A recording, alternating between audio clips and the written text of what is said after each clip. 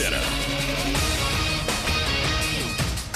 I'm Nick DeLuca. A couple of important NFL injuries. Lions star pass rusher Aiden Hutchinson had successful surgery on a broken tibia suffered yesterday in the win over the Cowboys. Expected to make a full recovery.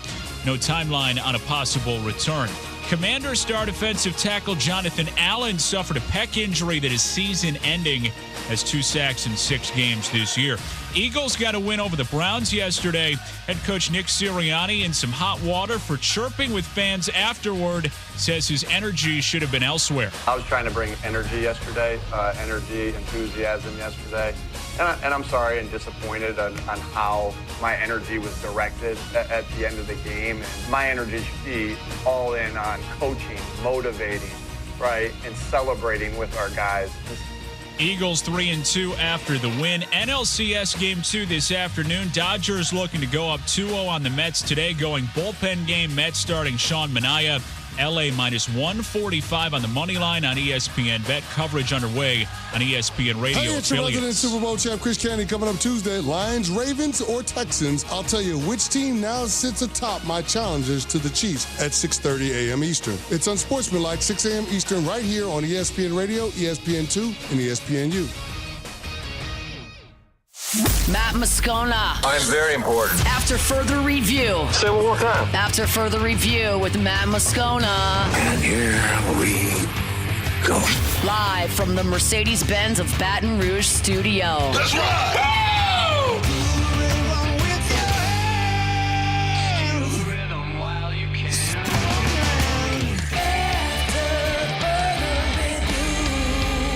And off we go. Welcome aboard. Glad you're with us. It's AFR presented by Relief Windows. I'm Matt. Love you, Matt. Paul O'Neill. They're chanting Paul O'Neill's name. Musto. And Mr. Toby Tomplake.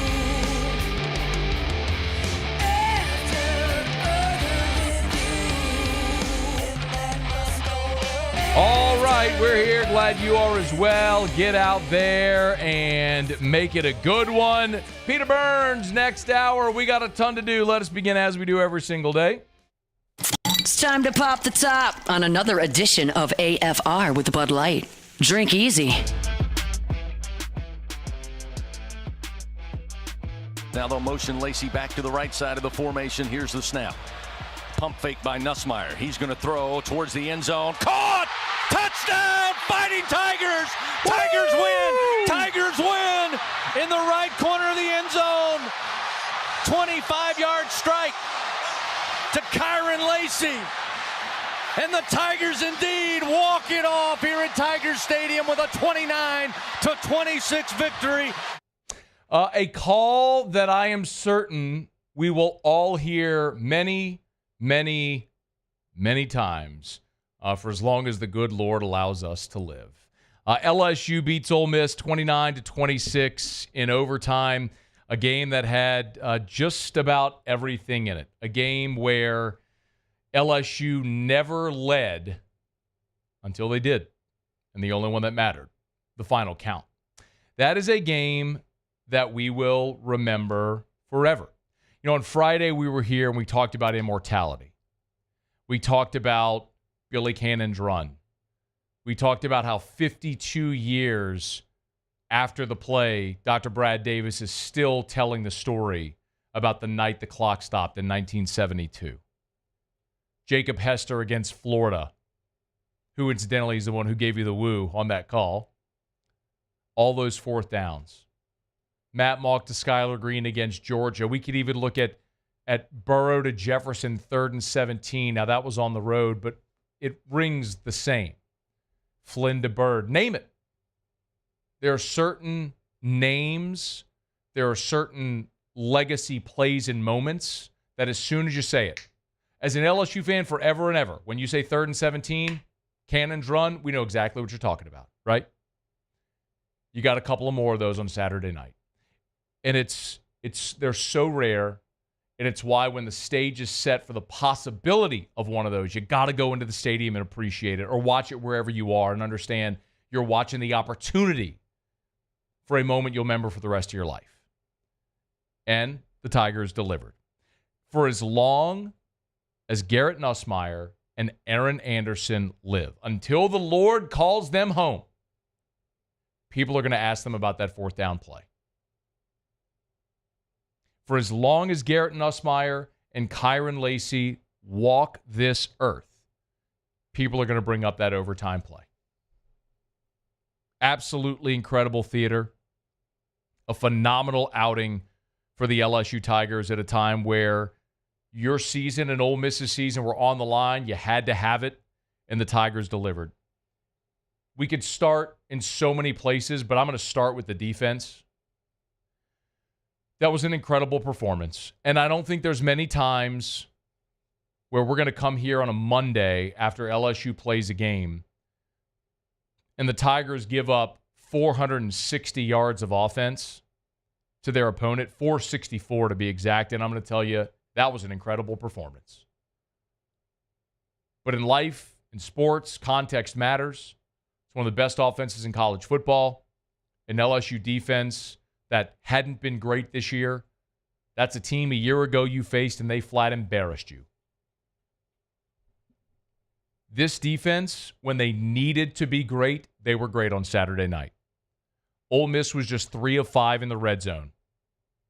You bowed your neck, forced a short field goal, a 32-yarder that they missed. After you threw an interception at your own 13-yard line, your defense bowed their necks, held them on a 4th and 1, held them scoreless at that point. One of the early storylines of this game was Ole Miss had opportunities. I get it.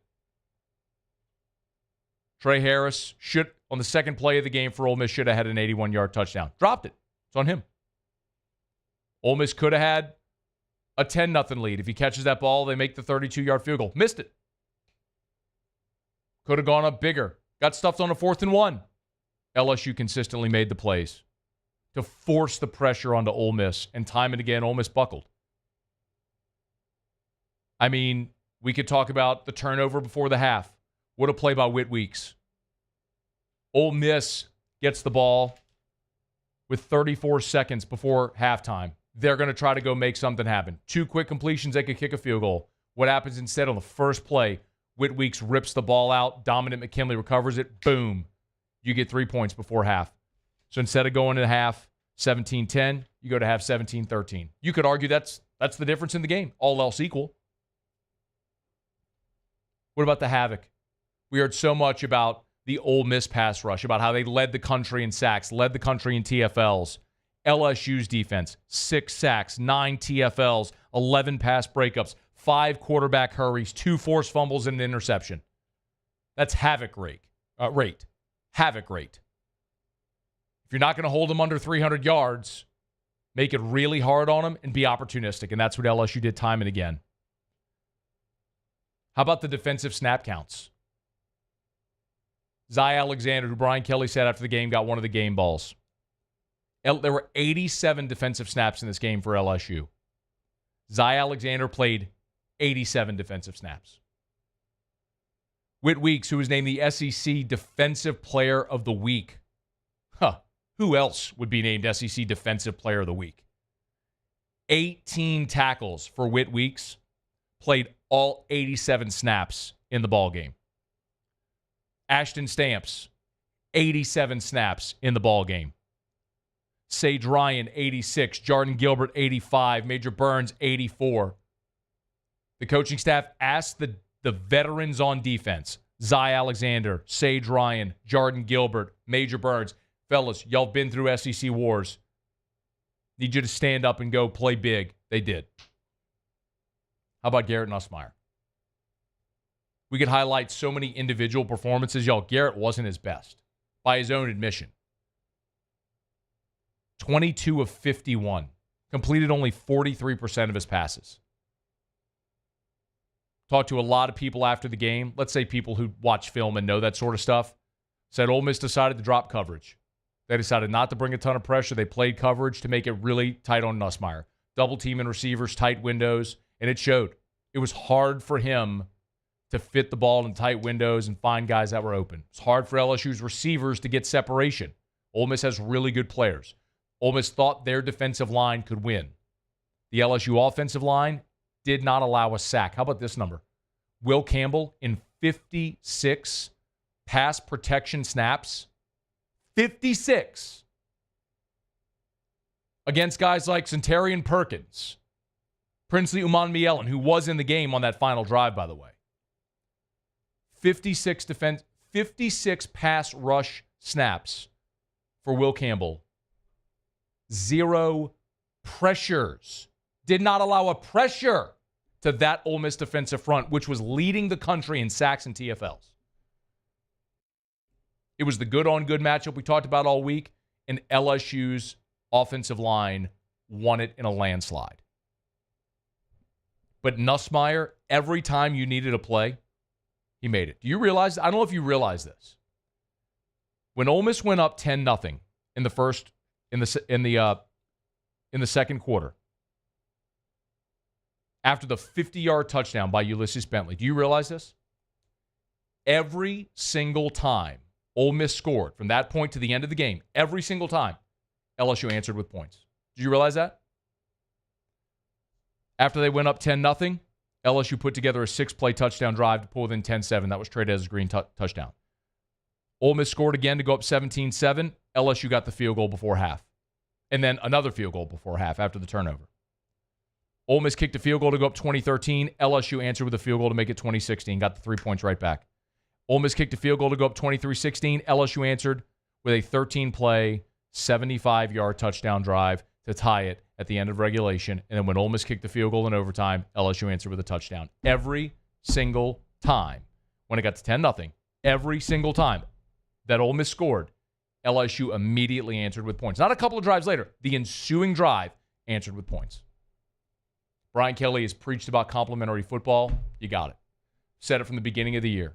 Every single season, every team will play their best game of the year and their worst game of the year.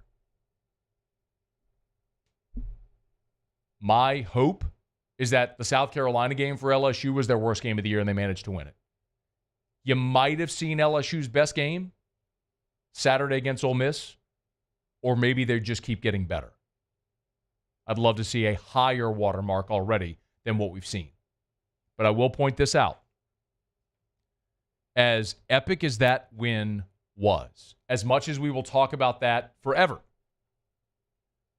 the relevance of that win only matters so long as you finish the season strong.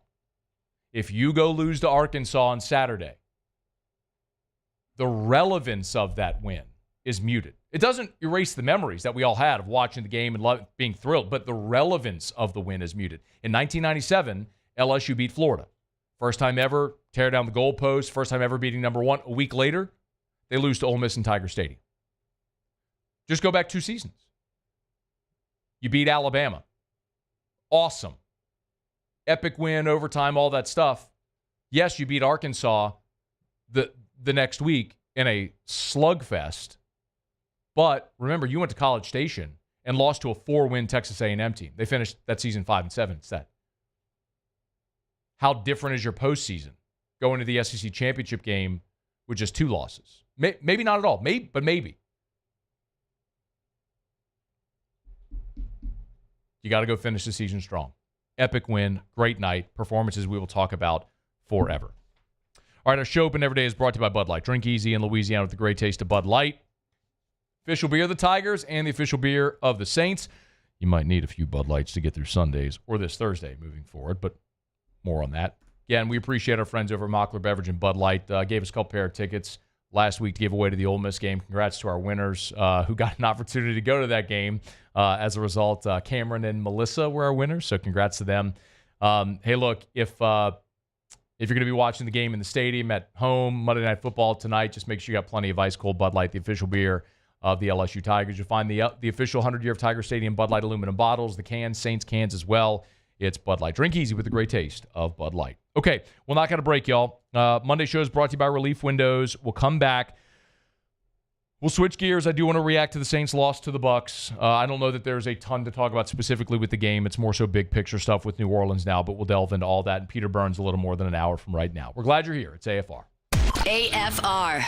AFR is brought to you by River City's 1 Hour Air, where they're always on time or you don't pay a dime. 752-0001, 752-0001, or 1hourbr.com. Y'all, the weather's getting a little cooler, especially at the nighttime, the early morning hours as well.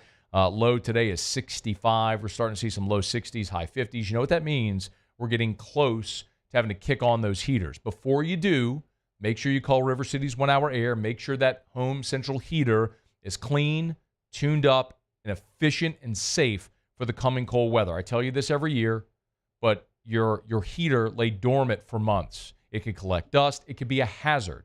So before you fire that thing on, you want to make sure that you have it checked out. Call River City's 1 Hour Air. They'll come out, mention the Moscona special. They'll knock $30 off that price. Or remember, if you're part of their maintenance club, that's complimentary service. Mine is complimentary because I'm part of the maintenance club. Always recommend it. It's River City's 1 Hour Air. Bayou Chrysler Dodge Jeep Ram has back-to-school savings like $16,000 off 25 Ram 1500 trucks. We're open for business in our beautiful new showroom and taking $16,000 off. All new Bayou vehicles come with a complimentary extended warranty. The crew at Bayou Automotive is going to do right by you. Gulf Coast Bank and Trust is giving our customers the power to bank anywhere, anytime during this challenging event. And we're right there with you. Our mobile banking app is a smart way to manage your money and time. Gulf Coast Bank and Trust, the bank that cares about you.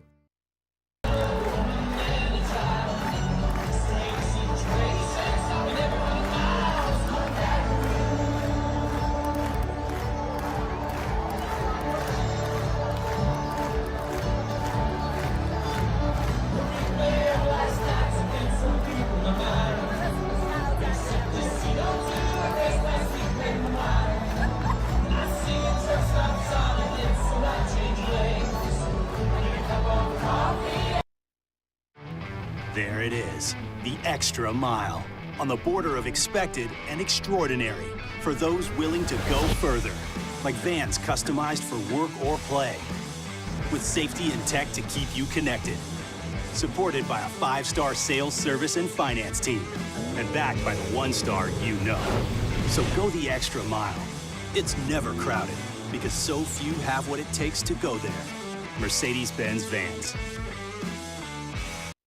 Hey, it's Matt Moscona. For years, you've heard me tell you about Insurance Network of Louisiana, helping you find better coverage for less money. But it's not just for your home and auto. They also offer commercial property. So, retail stores, professional offices like doctors, dentists, attorneys, clothing boutiques. Insurance Network of Louisiana can find you better coverage for less money. They service the entire state of Louisiana, and they're local. So call today at 293-0450 or lainsurance.net.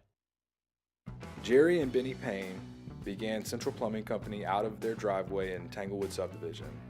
50 years later and 4 generations down the road, we continue to serve Baton Rouge and the surrounding areas for all of their plumbing needs. Residential, commercial, industrial, or hospitality, Central Plumbing is here 24/7, 365. We want to thank our customers, family, and friends for 50 years of success. And looking forward to 50 more.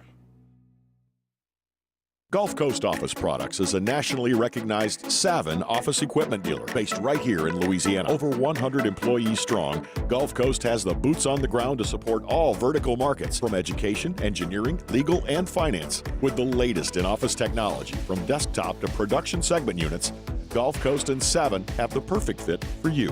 Call 225-756-2644. After further review, presented by Relief Windows. Windows, doors, siding, and oh yeah, they also do interior shutters. Thoroughly disappointed in the game. It was not acceptable. It was not good enough. It wasn't good enough from a coaching standpoint. It wasn't good enough from a playing standpoint. And we've got a lot of getting better to do, and we got a short time to do it. And so, we need to get some guys healthy, but we've got to play better than we did today in all areas. It's Dennis Allen. Saints lose to the Bucs 51-27. Say that again. 51-27. I mean, all kinds of history made in that one. Sunday wasn't the straw that broke the camel's back. It was the 51 points of bricks that broke the camel's back. For all intents and purposes, the Saints season ended on Sunday, and I don't mean to be dramatic. That's not the point here. Just think of it from a mathematical standpoint. You're 2-4. You're 1-2 in the division, so you're behind on the tiebreakers already. If it would take, let's say, 10 wins, 10-7 to win the division, you were 9-8 last year and lost tiebreakers. So I'm just using recent history to say it stands to reason 10 would be a spot you'd have to land. You would have to go 8-3 the rest of the way. I don't know that with what the Saints have ahead, anyone can realistically project this team 8-3 over their next 11. It doesn't matter how healthy you get. And by the way, the report on Monday was that Spencer Rattler is going to play 3 or 4 games for the Saints.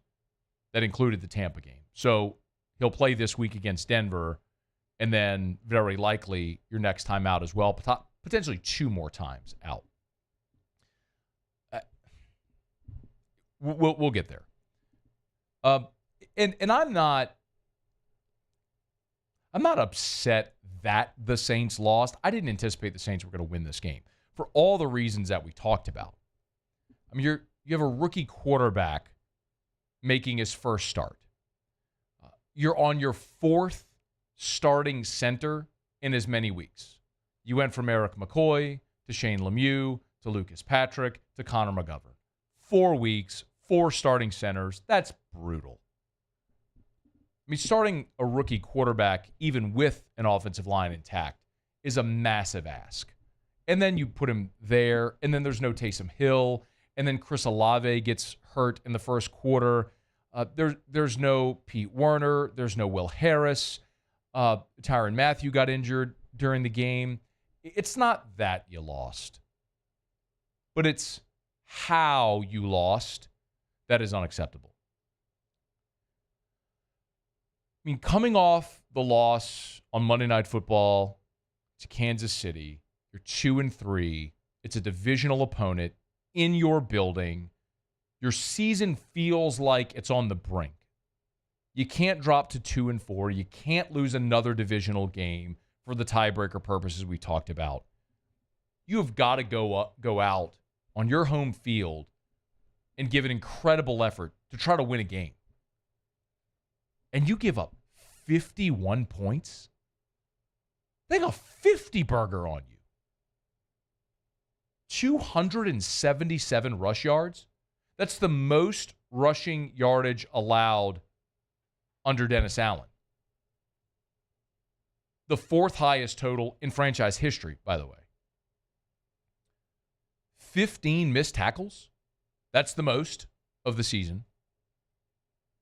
Right now, the New Orleans Saints are 32nd in the NFL in total defense. Anybody know how many teams there are in the NFL? Buse? Paulie? Guys? Anybody? 32. Are you sure? Paulie, can you check his math? I can confirm 32. There's 32 teams in the NFL. So if you're 32nd in the NFL in total defense, that means you're dead last. By the way, defense was supposed to be your calling card, man. I'm the one who sat here despite my disapproval of Dennis Allen and Derek Carr, who have told you consistently Dennis Allen is objectively a good defensive coach. He has proven that over his career, that he is he's just not a good head coach. He's a good defensive coach. Well, now the one thing he's good at is a liability.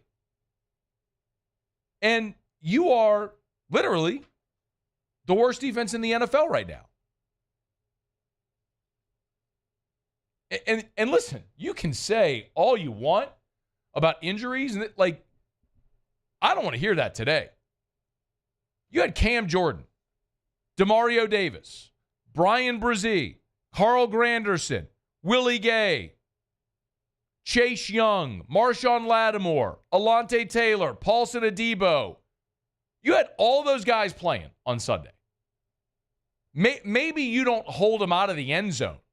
By the way, you lost the game to Atlanta where you didn't allow a defensive touchdown. or an offensive touchdown, excuse me. But you had all those guys available and playing for you. And you gave up 51 points, 594 yards, the most you've allowed to Tampa ever, 277 rush yards. It was an embarrassment, an absolute teetotal embarrassment. Capital E _ bold font. And you're supposed to be a defensive team with a defensive-minded head coach. It's the National Football League. This wasn't the Army Black Knights with their triple option offense going against Kent State. This was the Bucs against the New Orleans Saints. These are professional football players that allowed 277 on the ground, 594 total, and 51 points. Friggin' embarrassment. Oh, I'm sorry. Tampa did get a defensive score. Your defense allowed 594, 277 on the ground, and 44 points, as if somehow that makes it better. I mean, I put out on Twitter, has there ever been an NFL team to get a punt return for a touchdown, 3 interceptions, and lose by 3 scores?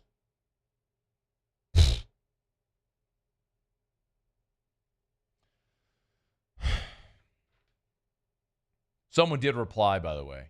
There was a Crimealytics stat that said the 1950 Colts were the first team to score at least 27 points with 3 takeaways and lose. That doesn't even include the punt return for a touchdown, which might make the Saints the only team ever to have a punt return for a touchdown, 3 interceptions, score 27 points, and lose. Not just lose, but lose by 3 touchdowns. Unbelievable. Unfortunately, it's quite believable, actually. That's why Dennis Allen has got to go. Yeah, I started by saying it's the 51 points of bricks that broke the camel's back. A lot of people are asking, do you fire Dennis Allen today? And the answer is no, you're not going to fire him today. You got a short week. I mean, you play in 3 days at home against the Broncos. So you're not going to fire him today. Do you fire him midseason? I don't know. This is a franchise that hasn't had a history of doing that. The last time the Saints fired their coach midseason and had an interim was Jim Mora back in 1996, and Rick Venturi finished the season.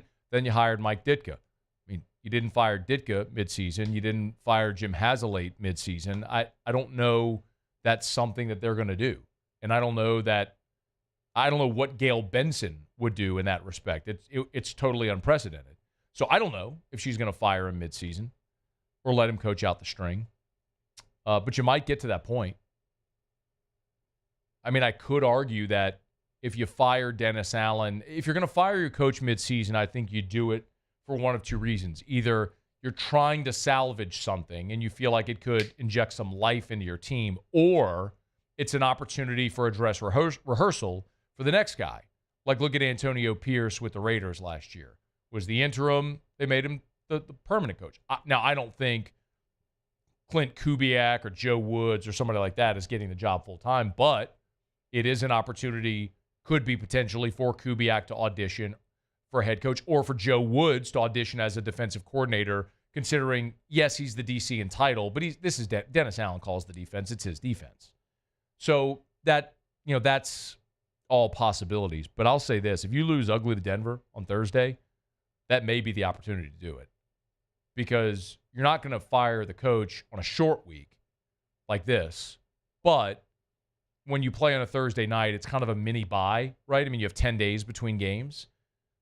So in theory, if you lose on Thursday to Denver, which I think you're going to, and that game is right at a pick, by the way, but if you lose, you fall to 2-5, and if you lose to your former coach and it's an embarrassing fashion again, then yeah, I mean, I think it's totally plausible that you would make the change then. I don't know if they will, but I wouldn't fault them. That would feel like the right timing to do it if you were going to do it. Or maybe you play out the string and then you make the change at the end of the season.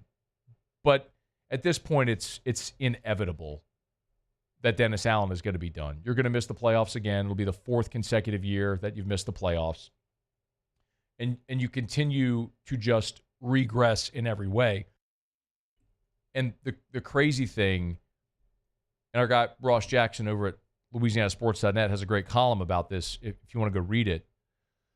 But it's an oddity that the defense is the thing that likely is going to cost Dennis Allen his job, because this is the thing that has been his strongest pillar for so long. The logic for retaining Dennis Allen, it's now the thing that has gone so awry that you can't help but look and say, man, this is your thing. If this isn't happening, then how can you justify it? You know, for all the people that have talked about how they finished the last 2 years. In 2022, they won 3 of their last 4. Last year, they won 4 of their last 5. But those teams and those 7 wins, their opponent's winning percentage was 42.9%. Basically, you beat a bunch of bad teams. You had a win over one of those last 2 seasons where you finished winning 3 out of 4 and 4 out of 5. Of all the teams, of those 7 wins, one team had a winning record. It was Philly when they were 13-3 in 2022. But remember, you didn't play Jalen Hurts. You played Gardner Minshew. That's the only win against a team with a winning record. There's just no justification for Dennis Allen anymore. He is what he is. He's a bad head coach. He's always been a bad head coach. And now he's not even a good defensive coordinator. There is no justification for keeping him another week, another season, any longer. It's over. Like, they've pulled the plug. It's just a matter of when time runs out. Like, at this point, it's an inevitability. Dennis Allen won't be the coach next year. It's just a matter of will he be the coach next week or in 2 weeks or after the bye or whenever that's going to come. And maybe that's the only real reason left for intrigue in this season. Watching Spencer Rattler to see if maybe you hit on the young quarterback there to see if he could be your guy for the future. And when do they cut ties with Dennis Allen? Do you have an interim situation? Those are the only 2 things really that have any intrigue left in this season, because the opportunity of making the playoffs, that went out the window Sunday with a gigantic thud to the tune of an historic 51-27 loss in your home field to your division rival. Ugh, gross. All right, it's after further review. We'll go around the SEC. We're brought to you by Lee Michaels Fine Jewelry, lmfj.com, lmfj.com. If you're thinking of popping the question, gents, do what people in our state have done for 4 decades. You can trust Lee Michaels Fine Jewelry. Baton Rouge, New Orleans, Lafayette, Shreveport, and online at lmfj.com, lmfj.com for Lee Michaels Fine Jewelry, where you'll always get the Lee Michaels experience. Don't be intimidated. Walking into a jewelry store can be intimidating. It's not something we do all the time. Lee Michaels does an amazing job of making you feel comfortable and special, like you're doing something significant, which you are when you're going to buy a beautiful diamond at Lee Michaels Fine Jewelry, lmfj.com. All right, y'all. Monday shows are brought to you by Relief Windows. We're not going to break.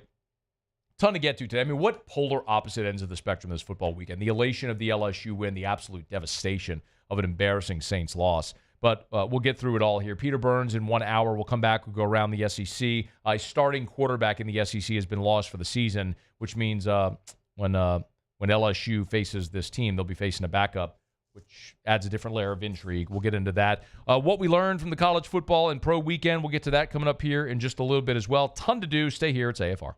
AFR. It's not too late, y'all. Our friends over at Action Industries are still recruiting for those 2 turnarounds I've been telling you about for a few weeks now. If you're a welder, a pipe fitter, a crane operator, a boiler maker, Action Industries is looking for you. So you can apply online or in person. There are 2-month-long turnarounds, 4 to 5 weeks, working 7/12s. You can apply again online or in person. All the work is local to the greater Baton Rouge area. The website is actionindinc.com. Action Industries Incorporated, actionindinc.com. Or you can apply in person at their Highway 30 office in Geismar. Just walk into the office, ask for Zach. Action Industries has been around since 1982. 42 years servicing the petrochemical and refinery markets here in Louisiana. Check them out again online, or you can go apply in person at their Highway 30 office in Geismar. It's Action Industries, proud partner of LSU Athletics.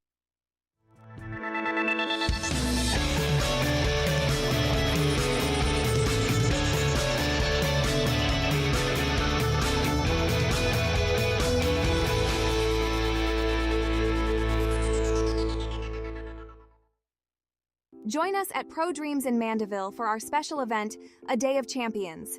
Meet LSU National Championship winning head coaches Jay Johnson, Skip Bertman, and Paul Maneri. Don't miss your chance to purchase authentic sports memorabilia, autographed by the champions themselves. It's the perfect opportunity to celebrate LSU baseball and take home a piece of history. Visit pro-dreams.com to get your tickets. See you there. I've been doing business with Luba for 25 years. They're dependable, trustworthy. It's just the attention to detail with our clients. Our folks have years and years of experience. They're highly trained professionals. But many companies have that asset. What I'd like to think makes Luba a bit different is that we use those talents in a way that truly is dedicated to serving the needs of the folks who depend on us. There it is, the extra mile, on the border of expected and extraordinary for those willing to go further, like vans customized for work or play, with safety and tech to keep you connected, supported by a 5-star sales, service, and finance team, and backed by the 1-star you know. So go the extra mile. It's never crowded, because so few have what it takes to go there. Mercedes-Benz Vans. Dylan Cruz here to tell you about Six Rings Baseball and Softball Camp. If you live on the North Shore and play ball, go to Six Rings Camps with former LSU assistant coach Dan Canaveri. His knowledge is second to none, and your child will improve and have fun doing it. Camps were held at Coquille Park and Six Rings Academy in Covington with 4 sessions over the summer. Full day and morning only sessions are available from ages 7 to 13. Go to sixringsbaseball.com or call 985-206-9096. Learn the game to love the game. BRAC teamed up to reimagine your parks, and you imagined big. With your help, we went to work, creating 12 beautiful community parks across the parish. A family-sized water park, miles and miles of trails, and parks just for your dogs. There are more places to splash, to explore, to run wild, and even soar. You imagined, we delivered. Gold. BRAC, your #1 park system in the nation.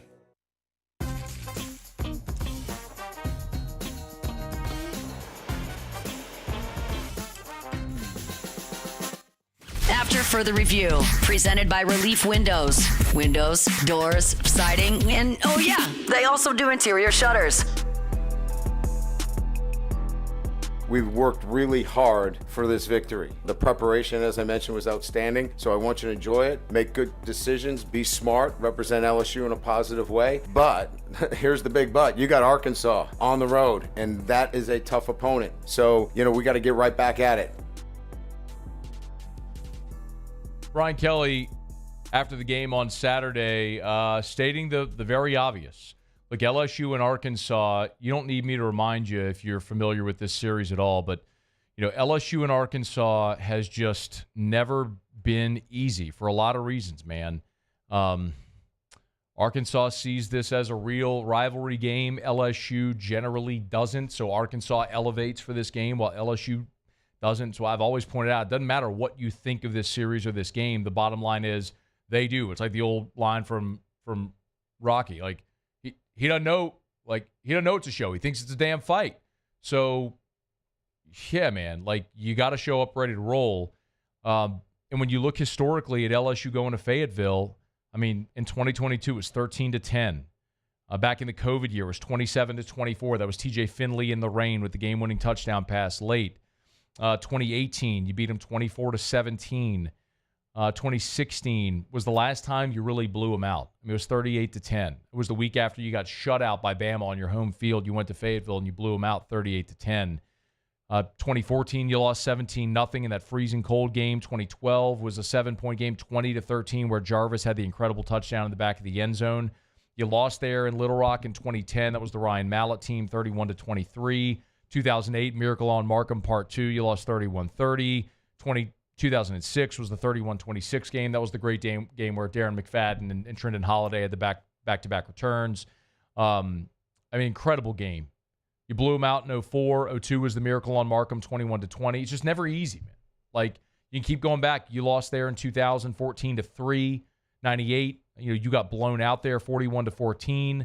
It's just never easy. I mean, the last 25 years I just rattled through, you've had 2 lopsided wins. It's just never easy going there and winning, man. And I don't think that this Saturday is going to be any easier, but you better be ready. Otherwise, you nullify the significance of this win Saturday against Ole Miss. You want that to stand up, you got to go win the ones you're supposed to. You're supposed to beat Arkansas. So we'll follow this week how it's going with Arkansas. Of course, Taylor Green, their quarterback, was injured at the end of the Tennessee game 2 Saturdays ago. Didn't finish that game. He was day-to-day, Sam Pittman said, at the end of last week. But how will he be available? How effective will he be with a knee injury? That's tough, especially when he's a dynamic player that uses his legs a lot. Remains to be seen. So we'll follow that. This one storyline we'll certainly be following as the week goes along. All right, our Monday shows are brought to you by Relief Windows. Love telling you about Shawbill's Tire and Auto Service, shawbillstire.com. Was talking to Scotty Mack, one of my coworkers. He said, I got to tell you a story, a Shawbill's experience. Said, we were getting out of town on Saturday at 4 o'clock. About noon, realized we had a flat tire. Got the vehicle over to Shawbill's, told them we were trying to get out of town for 4 o'clock, had them out at 4:05. It's just another reason why Shawbill's is awesome. I mean, they are just absolutely the best in treating you like family. They're going to sell you name brand tires at wholesale prices, which I always tell you, but they're going to treat you so great that anytime you have anything wrong with your vehicle, you're going to bring it back year after year after year because they treat you like family. They do work at a fair price. They never upsell you or upcharge you anything.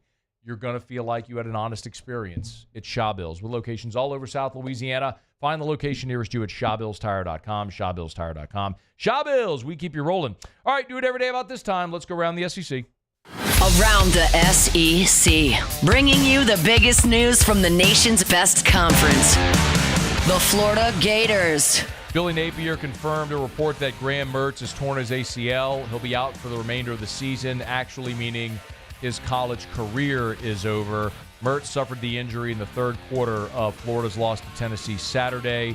He had completed 11 of 15 for 125 and a score without throwing an interception. That means DJ Lagway, the 5-star freshman, will take over the Gators offense. The Tennessee Volunteers. Another season-ending injury, this time on the defensive side. Keenan Peely, one of the veteran players who we had actually a chance to talk to one-on-one at SEC Media Days, the BYU transfer. Peely suffered a torn ACL against Florida. His season is over. Left after the first drive, walked off, was ruled out for the remainder of the game. Peely was the leading tackler for Tennessee through 6 games. It's his 7th season of college football, if you don't remember. Played 5 at BYU and now the last 2 at Tennessee. The Texas Longhorns. Texas safety Derek Williams also out for the year. Steve Sarkisian broke the news on Monday. Williams will have surgery. He'll miss the remainder of the season after the injury he suffered against Oklahoma. Sark did not disclose the exact nature of the injury. However, Williams, you might remember, a sophomore from New Iberia. He was a 5-star safety that picked Texas over LSU and others. Finishes the year with just 11 tackles. Texas hosts Georgia this weekend. The Missouri Tigers. Luther Burden was injured, but is expected to return to practice this week and to play against Auburn. Pete Thamel with the initial report. Burden left Missouri's win over UMass in the third quarter with what looked like a shoulder injury.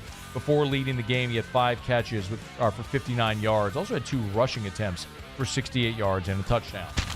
The Georgia Bulldogs. And Kirby Smart issued an apology for an incident with Mississippi State quarterback Michael Van Buren where Smart was seen shoving Van Buren. Said he wasn't even aware that was Van Buren. Said I went back in, watched it, didn't even realize that I had run into him. Said he reached out to Jeff Levy. They spoke. Great kid. Said yesterday he talked to the player as well, Michael Van Buren. No intentions or ill will. Looks like this thing is water under the bridge. Okay, there you have it. That is Around the SEC. Monday shows are brought to you by Relief Windows and ReliefWindows.com. Energy-efficient replacement windows, beautiful entry doors, hardy plank vinyl siding. Oh, yeah, they do shutters as well. Relief Windows and ReliefWindows.com. By the way, one more note from the SEC office. We didn't get a kickoff time yet.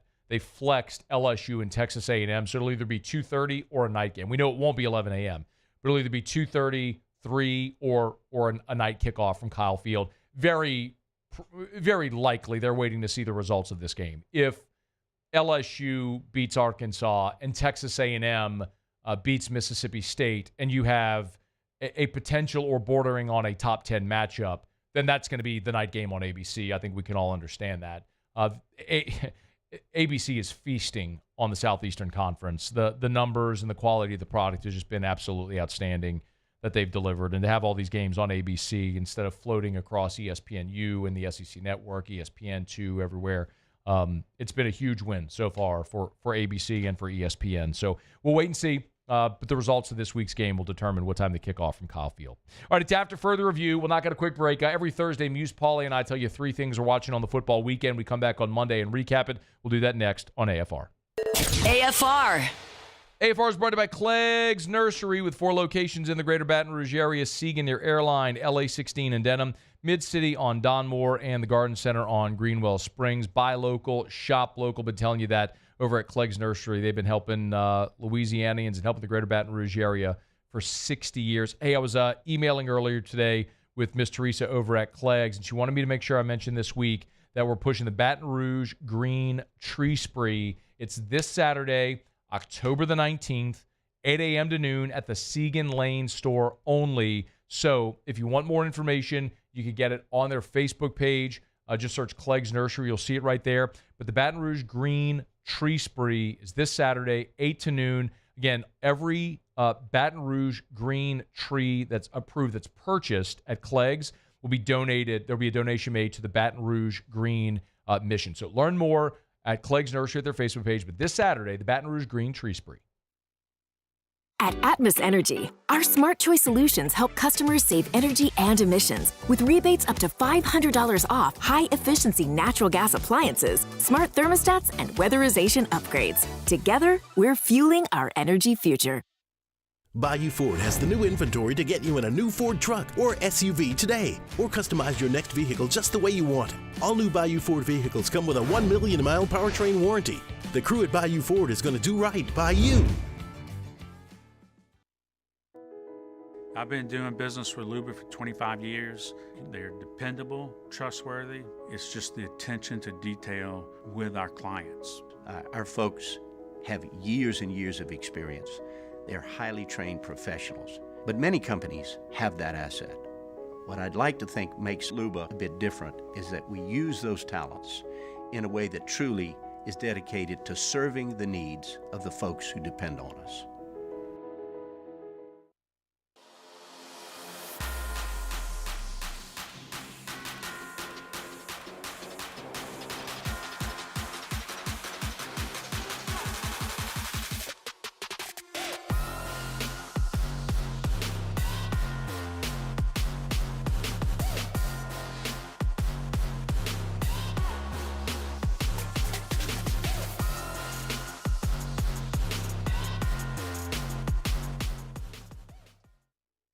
Electricity is all around us, and our families depend on it. Every day is sparked by the power of a cold drink or a warm meal, a movie night, and a comforting light at the end of a dark hallway. From sunrise to sunset, playtime to bedtime, our team is ready to take care of your electrical needs. Even in the case of an after-hours emergency, the light in your life shines brighter with Mr. Electric. Hey, it's Matt Moscona. For years, you've heard me tell you about Insurance Network of Louisiana, helping you find better coverage for less money. But it's not just for your home and auto. They also offer commercial property. So, retail stores, professional offices like doctors, dentists, attorneys, clothing boutiques. Insurance Network of Louisiana can find you better coverage for less money. They service the entire state of Louisiana, and they're local. So call today at 293-0450 or lainsurance.net. Jerry and Benny Payne began Central Plumbing Company out of their driveway in Tanglewood Subdivision. 50 years later and 4 generations down the road, we continue to serve Baton Rouge and the surrounding areas for all of their plumbing needs. Residential, commercial, industrial, or hospitality, Central Plumbing is here 24/7, 365. We want to thank our customers, family, and friends for After further review, presented by Relief Windows. Windows, doors, siding, and oh yeah, they also do interior shutters.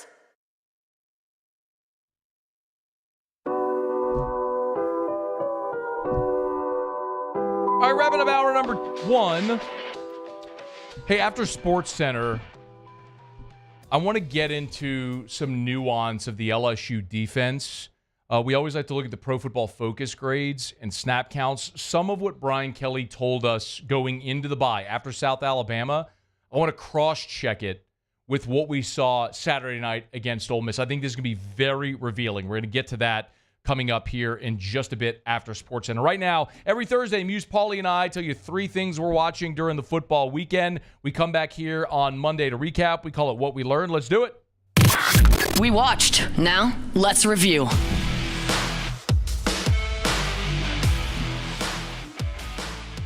All right, so one of the things I wanted to take a look at, we've been talking a lot about the Big 12, obviously, right? I mean, it's just been a log jam. News, what happened? Quite interesting. What do you mean, what happened? You sound like our girl Christine Lisi did a couple of weeks ago. Let's just say I got a late invite to the game on Saturday. Let's go. And it was the first time I'd been to an LSU game as a fan since 2019. And Saturday night in Death Valley might have got the best of your boy a little bit there. Our guy gave it his all. Yeah, I Still did. playing a little hurt out there. Yeah, we are. Anyway, it though, so much. We did still keep an eye on Kansas State and Colorado from the south end zone there. And Kansas State, man, they raced out to a 2-touchdown lead, 21-7, blew that lead. Despite Colorado losing Travis Hunter and 3 other players, they took the 28-24 lead, but Avery Johnson in the end, 50-yard bomb for the win. Kansas State gets the dub. I was watching the Red River rivalry. The Red River rivalry? Did you say Rivel? Red River. River. The Rivel? Did you get into some of Muse's brownies, Paulie? I might have. Oh, my God. The Red Rivel? You might actually be able to use something. That might help you a little bit with your throat. Does that help throat stuff? I don't know if it does. Relax the throat a little bit. It could.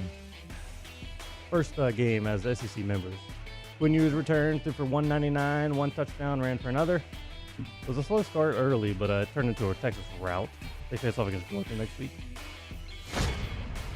I was keeping an eye on NFL road favorites. Remember, there were 8 NFL road favorites. Muse, you know how those road favorites did this weekend? I guess it's very well. 8-0. Yeah. Including Tampa Bay winning in New Orleans. Yeah. Steelers, Lions, Falcons, Bucks, Packers, Texans. It was a good weekend for the road favorites. Might have been on the wrong side of a few of those. Oh, my God. Were we on the wrong side? On a few of them. Just on a few of them, right? They're not going to put Otterlocks from Jimmy Ott's Football Sunday in the Sports Betting Hall of Fame. Let's just say that. Rough weekend.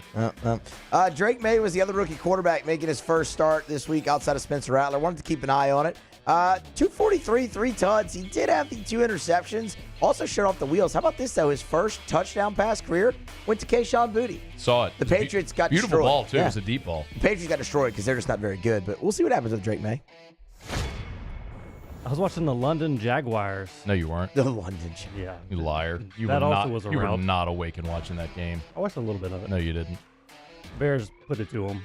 Caleb Williams threw for 4 touchdowns, 2 to Cole Kmet, who also took on long snapper duties after their long snapper got hurt. Oh, wow. Good note. The Jaguars are in London again this weekend. Season saver for the Bengals. Could they get it? They did by the hardest. And by the way, they did get the cover. Thank you very much. You needed that late touchdown run after a really rough weekend. Your boy was like, I texted Muse. I was like, it was a bloodbath on Jimmy Ott's Football Sunday. Muse was like, so, what did you tell me? You're like, I said so much so that I'm abstaining from Sunday Night Football. I'm tired of losing. And I said, and I'm going the complete opposite direction, trying to win it all back, and I'll be damned if they didn't get it. We got a win with the Bengals in the cover, but more importantly for the Bengals, they ended up getting potentially a season saver. They're 2-4. I'd like to formally apologize to Vanderbilt. I didn't believe in you at all. I thought for sure you would lose and have a letdown at the biggest win in your program history. Not only did you win, kind of dominated. I mean, they got out to a 20-7 lead, never really looked back, just held on. They Good should for be Vandy. They should be ranked, and shame on every AP voter that didn't vote for them. Agreed. Cowboys are in trouble. Yes. They got routed by the Lions. Goff threw for 315. David Montgomery ran for 2 scores. They did lose Aiden Hutchinson to a broken tibia. Yeah, my last one was the Jets, which they'll play tonight against the Bills. They're hosting the Bills. Look, the Jets were my pick to win the division. They got to go win. They got an interim coach. Let's see how it looks. Jets tonight was my other one. We'll see how it goes. All right, that's what we learned. We do that every Monday here on AFR. Monday shows are brought to you by Relief Windows and ReliefWindows.com. Peter Burns in 35 minutes from right now. Peter was in Baton Rouge for LSU Ole Miss. Comes back for a game every year. I can't wait to get Peter's thoughts and reaction to Saturday night in Tiger Stadium. We will evaluate next hour Spencer Rattler's debut. I gave you my thoughts on the loss, but I want to talk specifically about Rattler here in 20 minutes. When we come back, before the open date, Brian Kelly said there were certain changes, specifically that we're going to see defensively. Now that they've played a game, we're going to evaluate that after SportsCenter. AFR. Love telling you about Michelli Weighing and Measurement, Michelli.com. More than 30 offices across 11 different states. Tell you every day. If you weigh or measure something, they sell, service, rent the products you weigh and measure. Michelli, they like to say, we show the world what measurement can do, and they've done that since 1947. ISO 17025 accreditation is available. When it comes to calibrating your precision measurement devices, they do all kinds. If it's electronic calibration, environmental, so many, basically everything that you can imagine. They got it all. Mass calibration, torque calibration, scale, force, physical, dimensional, temperature, electronic, pressure calibration, humidity. Just go to the website, hit the calibration tab at the top. You'll see everything they do. And if you need ISO 17025 calibration, they offer that at Michelli Weighing and Measurement. Look, they can come pick up your equipment. You could ship it to them. They do on-site calibration if you need that. It's Michelli Weighing and Measurement. Check them out online at Michelli.com. Michelli.com. Gulf Coast Bank and Trust is giving our customers the power to bank anywhere, anytime during this challenging event. And we're right there with you. Our mobile banking app is a smart way to manage your money and time. Gulf Coast Bank and Trust, the bank that cares about you. Looking for the ultimate game day experience? Come to the Queen Casino in Baton Rouge. Wall-to-wall TVs mean you'll see every touchdown in HD. Place your bets and feel the thrill of every play with our DraftKings Sportsbook. The Queen Casino, where every moment is a win. There it is, the extra mile, on the border of expected and extraordinary, for those willing to go further, like vans customized for work or play, with safety and tech to keep you connected, supported by a 5-star sales, service, and finance team, and backed by the 1-star you know. So go the extra mile. It's never crowded, because so few have what it takes to go there. Mercedes-Benz Vans.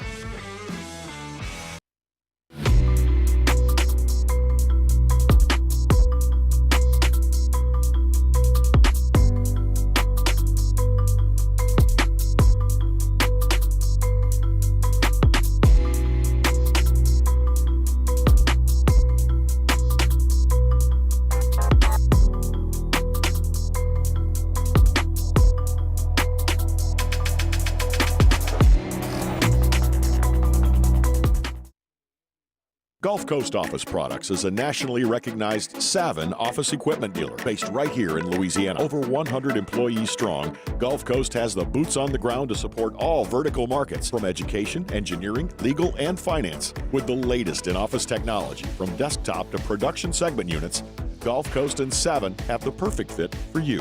Call 225-756-2644. That's 756-2644 for Gulf Coast Office Products.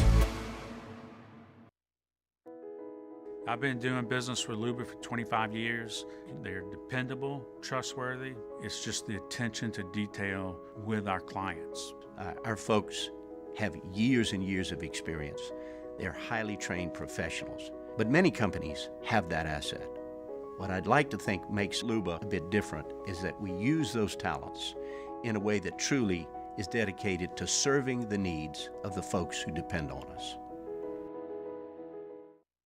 Dylan Cruz here to tell you about Six Rings Baseball and Softball Camp. If you live on the North Shore and play ball, go to Six Rings Camps with former LSU assistant coach Dan Canaveri. His knowledge is second to none, and your child will improve and have fun doing it. Camps were held at Coquille Park and Six Rings Academy in Covington with 4 sessions over the summer. Full day and morning only sessions are available from ages 7 to 13. Go to sixringsbaseball.com or call 985-206-9096. Learn the game to love the game.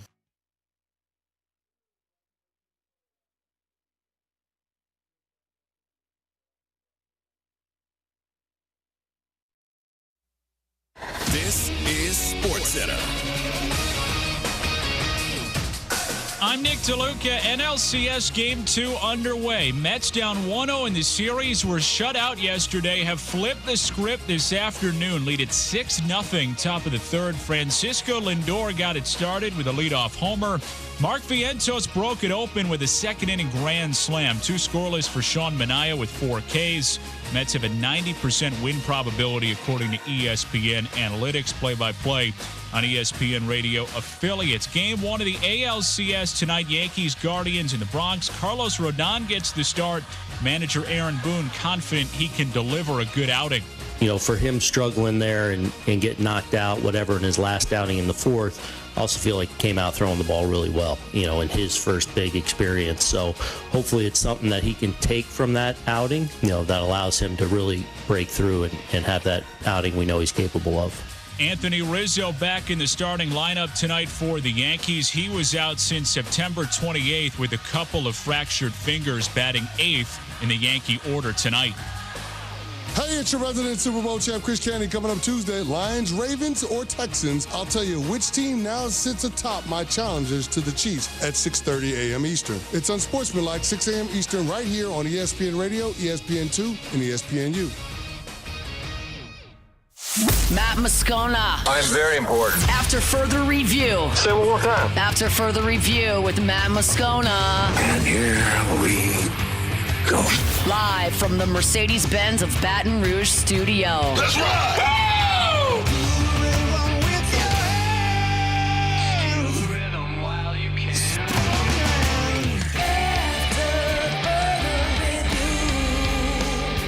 And off we go. Welcome aboard. Glad you're with us. It's AFR, presented by Relief Windows. I'm Matt. You're a loser, Matt! Hey, shut up, kid. Paul O'Neill. They're chanting Paul O'Neill's name.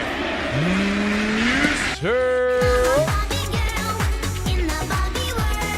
And Mr. Toby Tomplay.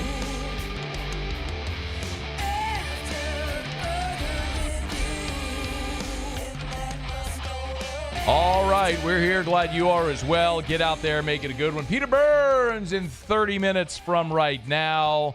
Looking forward to that. I do want to delve into Spencer Rattler's day. We talked about the Saints' loss to the Bucs, which was atrocious, but I do want to talk about the singularity of Rattler and what we saw from him, what was good, what was not so good. We'll get into that here in about 15 minutes from right now. When LSU beat South Alabama, after that game, Brian Kelly made a comment in his postgame that we've played a lot here over the last 2 weeks. I'll remind you, but if you remember, at that point, after LSU played Southern Cal, and it was a game where, look, Sage Ryan played all but one snap, played all of his snaps in that game at boundary cornerback. They relied a lot on their veterans in that game. And you get it. It was a big opponent, marquee opponent. They were going with the veteran guys, whatever. The subsequent 4 games, LSU was rotating very liberally in the secondary. We saw Deshaun Spears, the freshman, start 3 games. It was very much an opportunity where they were rotating 6 guys at safety, just trying to see what they had. Brian Kelly, after that game against South Alabama, was very clear that was about to stop. You know, Tuesday we're going to put the guys on the field that we think can win SEC games for us. So what's that rotation look like? We've rolled a lot of guys in there. We get to, 2 weeks from today, there's not going to be a lot of rolling. There's going to be guys that are going to be playing. Not going to be a lot of rolling. Going to be guys that are playing. He told you. The time of playing that many guys and shifting in and out, that's over. We got to decide who we can count on and go. Well, true to his word, They rolled with their guys. LSU defensively played 87 snaps against Ole Miss. 87 defensive snaps. Zy Alexander, 87 snaps. Ashton Stamps, 87 snaps. Those two corners played every snap. Your safeties, how about Sage Ryan, 86 snaps. Jordan Gilbert, 85 snaps. And Major Burns at the Star, 84 snaps. Zy Alexander's in his 5th year of college. Ashton Stamps is a sophomore, but he's one of your guys that you're counting on now. Played a bunch a year ago and has played a lot this year. Sage Ryan's a senior. Jordan Gilbert's in his 4th year. Major Burns is in his 5th year. They collectively said, we're rolling with our young guys. Excuse me. They collectively said, we are rolling with our veterans. The guys that have played 40, 50 career games. The guys who know where they're supposed to be. Also, on Saturday, and in the postgame, Brian Kelly talked about Greg Penn and how he was the green dot, meaning the one with the communication in the helmet. I was told from someone on staff that was there that on Saturday, I'm not saying that hadn't been the case with Greg Penn, but on Saturday they made Sage Ryan the green dot. Sage Ryan was the one with the helmet comm lining everybody up. This was a game against that opponent in Ole Miss that gives you a lot of different looks. One of the most creative play callers in Lane Kiffin, where they couldn't afford busts. They had to be lined up properly. They had to trust what they were doing, and so they went with the dudes that have played in a ton of games, and it worked. Your highest graded, according to Pro Football Focus, your highest graded player defensively in the game was Zy Alexander, an 88.6 grade. His coverage grade was 89.0. His tackling grade was 80.9. His run defense grade was 72.2 for comparison. Your highest graded defensive player was Zy Alexander at 88.6. Your next highest was Whit Weeks. Can we all agree he played pretty well? At 84.3. No other player was in the 80s defensively. Zy Alexander was awesome. And after the game, Brian Kelly talked about him. Where we have been deficient is winning matchups down the field. And Zy Alexander was outstanding tonight. He won the matchups. He tackled in space. We're able to stay in a position where they weren't in a lot of second and shorts. And because of that, because we got them behind the chains, we were able to set coverages. We were able to do some things and change the look quite a bit. They had to use a couple of timeouts because they didn't like the looks that we changed to. And that had a lot to do with the corner in particular. And I thought Ashton did a pretty good job too, but Zy was outstanding. And he got the game ball tonight. That's a guy who was your best cornerback a year ago. Tore his ACL against Army, as we all know, battled back. It took him a while throughout camp where he's running with the threes till he was getting back into shape. Didn't play that opener against Southern Cal. That's why we saw Sage Ryan start at corner. How different is that game if you have a healthy Zy Alexander? It's one of the reasons we always talk about. Like, teams are allowed to improve. You're allowed to get better. Yeah, getting Zy Alexander back healthy makes you a better football team. And when you look at the rest of those defensive snaps, P.J. Woodland, who's played a ton for you, is a true freshman. P.J. Woodland only played 12 snaps in this game. Javen Toviano actually played 3 snaps at corner in this ball game. So your role, and that would have been at slot corner. Obviously, your boundary corners, I told you, Zy Alexander played 87 snaps. Ashton Stamps played 87 snaps. Your boundary corners, you rolled with those two guys. They're your best guys. You keep rolling with them. And, Corey Raymond deserves a ton of credit, y'all. A ton of credit. I know for a lot of people there was this discussion, this debate about if the game had passed Corey by, and I've sat here adamantly and told you how fundamentally absurd that is. You don't forget how to coach the position. You don't forget how to coach technique.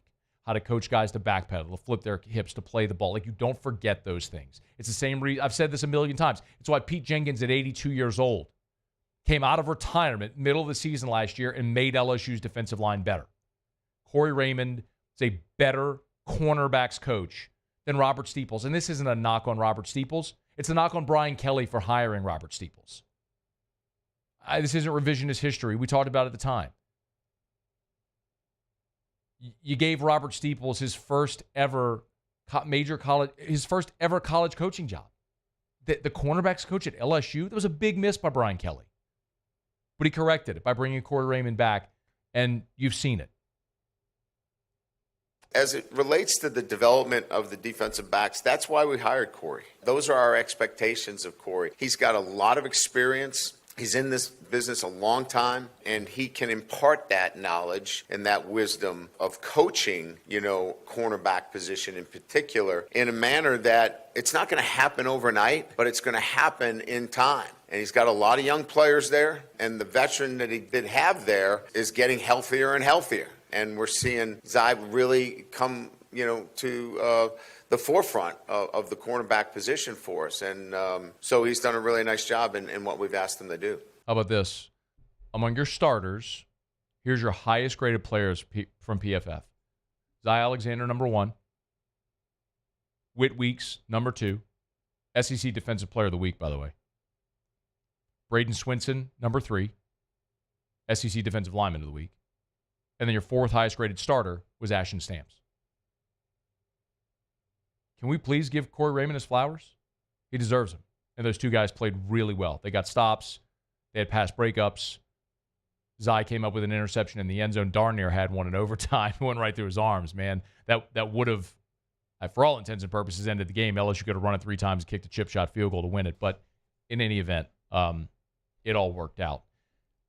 And then there's the safety play as well, which from the onset of this season in fall camp, actually back to spring, when Sage Ryan was taking every rep at safety in the spring, this was our point. You get Zy Alexander back. Zy and Ashton Stamps allows you to move Sage Ryan back to safety, which is his natural position. And for as many darts as Sage Ryan has taken during his career, the point that I've consistently made is he was injured as a freshman. He played nickel cornerback for 2 years, and he played outside corner last year and to start this season. His natural position is safety. He is a safety. He's not a cover corner. And LSU, because of their personnel, had him playing cornerback and nickelback instead of his natural position. This is the first time in his career where he's playing his natural position.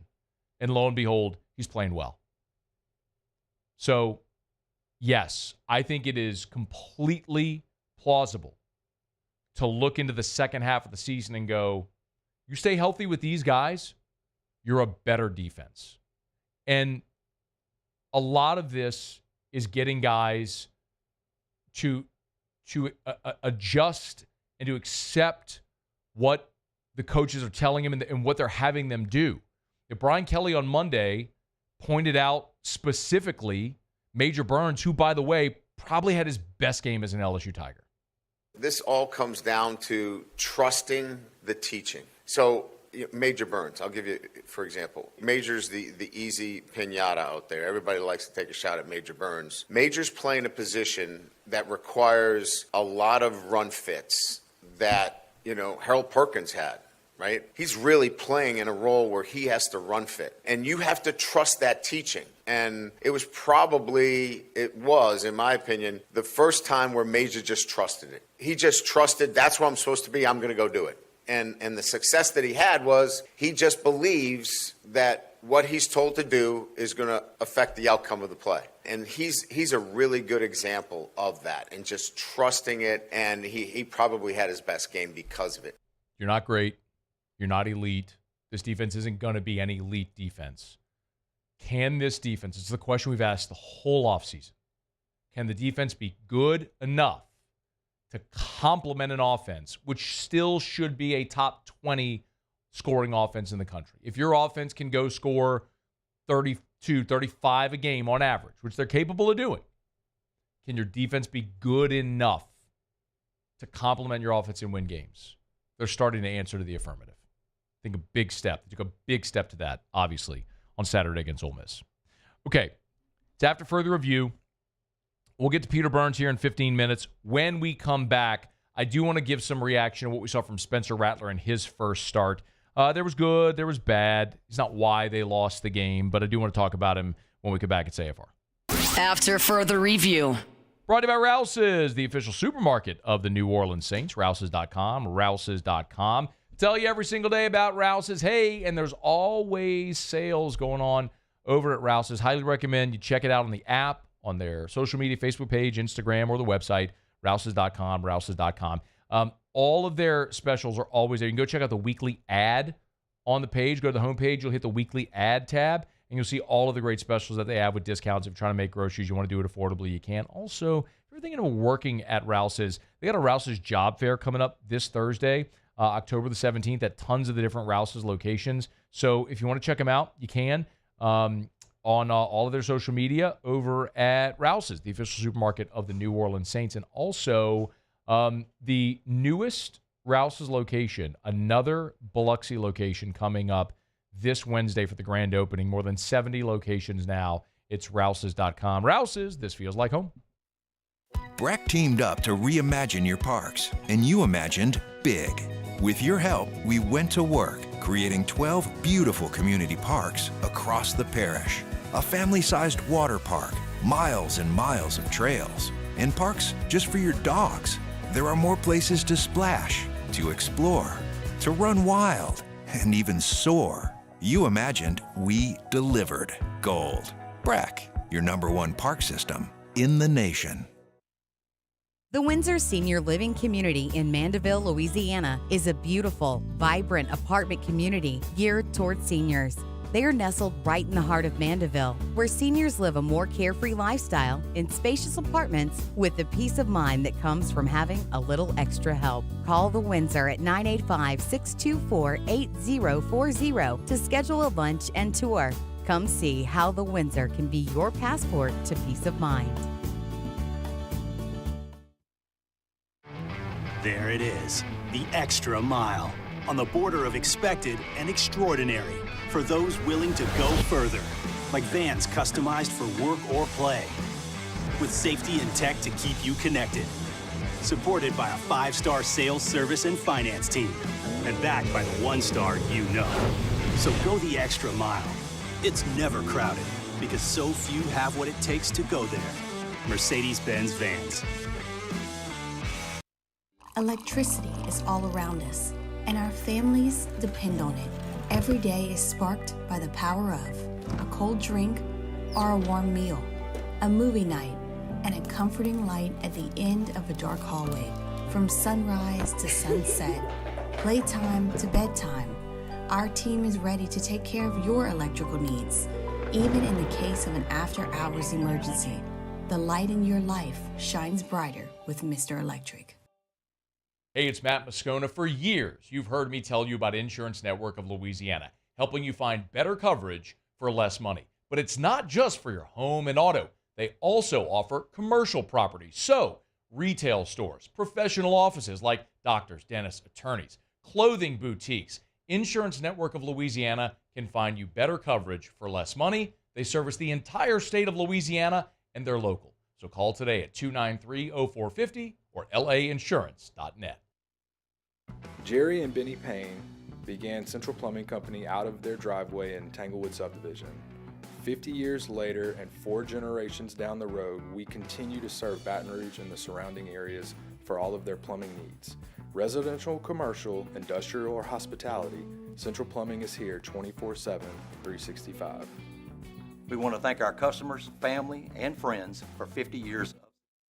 After further review, presented by Relief Windows. Windows, doors, siding, and oh yeah, they also do interior shutters. Saints were embarrassed on Sunday, 51-27. I don't think many of us realistically expected New Orleans to win that game. I'll speak for myself. I didn't. They were a home underdog. And for all the reasons that we've talked about, rookie quarterback making his first start, a short week after playing Monday Night Football, fourth starting center in as many weeks, no Taysom Hill. As we mentioned, Derek Carr obviously was out. You're playing the Bucs, who were leading the division, pretty good team. It was just an unfavorable spot for New Orleans.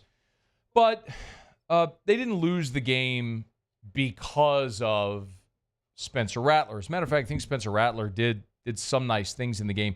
If you just look at the game in a vacuum, like no context at all, and you pull up the box score and you see 22 of 40 for 243, a touchdown, 2 interceptions, a QBR of 27.7, and a rating of 60.7, you're going to look at that and go, man, this guy stinks. And he wasn't good enough on Sunday to win an NFL game. But you didn't need Spencer Rattler to be good enough to win an NFL game, and context matters, like we've talked about plenty.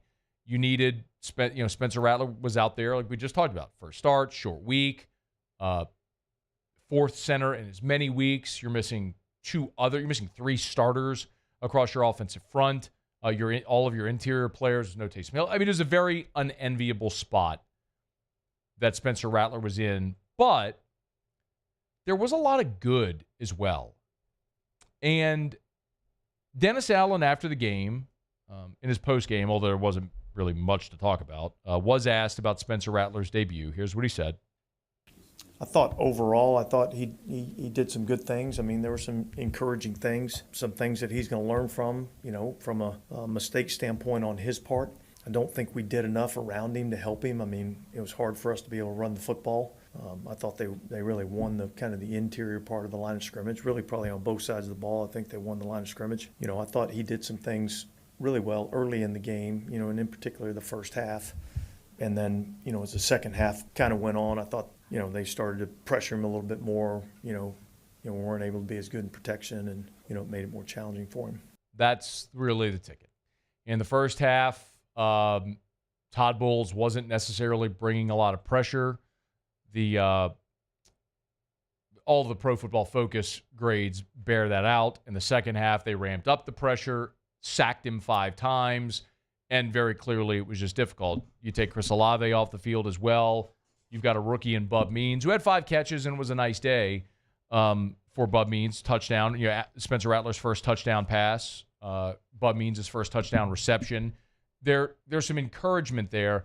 I would also look at Spencer Rattler's ability to move. And that's probably the most encouraging thing. Wasn't just his running ability. Rattler did run 4 times for 27 yards, a long of 16, which was a nice play. You saw him move within the pocket. But I think probably the most encouraging number, the most encouraging statistic from the day, and I'll hat tip our guy Ross Jackson over at LouisianaSports.net for this. He does a numbers to know piece. I'd recommend you go read it. There's some real context there about how bad the Saints defense was, but buried in those 10 numbers to know, and a lot of them being very bad defensively, there was one that was sort of a silver lining, and the number was 111. Spencer Rattler threw for 111 yards outside of the pocket. That's the most of any Saints quarterback since Next Gen Stats began tracking that number in 2016. So in 8 years, no Saints quarterback has thrown for more yards outside of the pocket than Spencer Rattler did on Sunday, which tells you what they were very intentionally trying to do. They were trying to recreate the pocket. They didn't think the offensive line was going to be able to hold up, which they didn't. And they were trying to get him away from pressure to use his athleticism, recreate the pocket, and let him throw. And he did a nice job with that. That's something you can build off of. Listen, they're not going to put Spencer Rattler in the Hall of Fame after one game. And I'm also not telling you that he is going to be or should be the starting quarterback. When Derek Carr comes back, Derek Carr should be your starting quarterback. He gives you the best chance to win games this year. This franchise, though, is going to have whenever Carr comes back, they're going to have a very honest conversation about what they are in the short term and what they're playing for potentially in the long term. My contention has been, will continue to be consistently that the New Orleans Saints under Derek Carr are never going to win anything of significance. This season, now at 2-4, likely 2-5 after Thursday. We'll see how the result goes. But again, you're going to be playing a rookie quarterback. It's unlikely you have Chris Olave against the Broncos. I don't think he'll clear the concussion protocol in 3 days. We'll see if Taysom Hill's available. I would think that that's probably also unrealistic on a short week. We'll see who's available on the offensive line, but you're very likely going to run that same unit out there. And by the way, Denver is 4th in the NFL in total defense and scoring defense. So all the conversation is going to be about Sean Payton coming back and Bo Nix and the 2 rookie quarterbacks, and I get all that. But the biggest storyline as it pertains to the Saints is you're going up against a great defense, one of the best defenses in the NFL.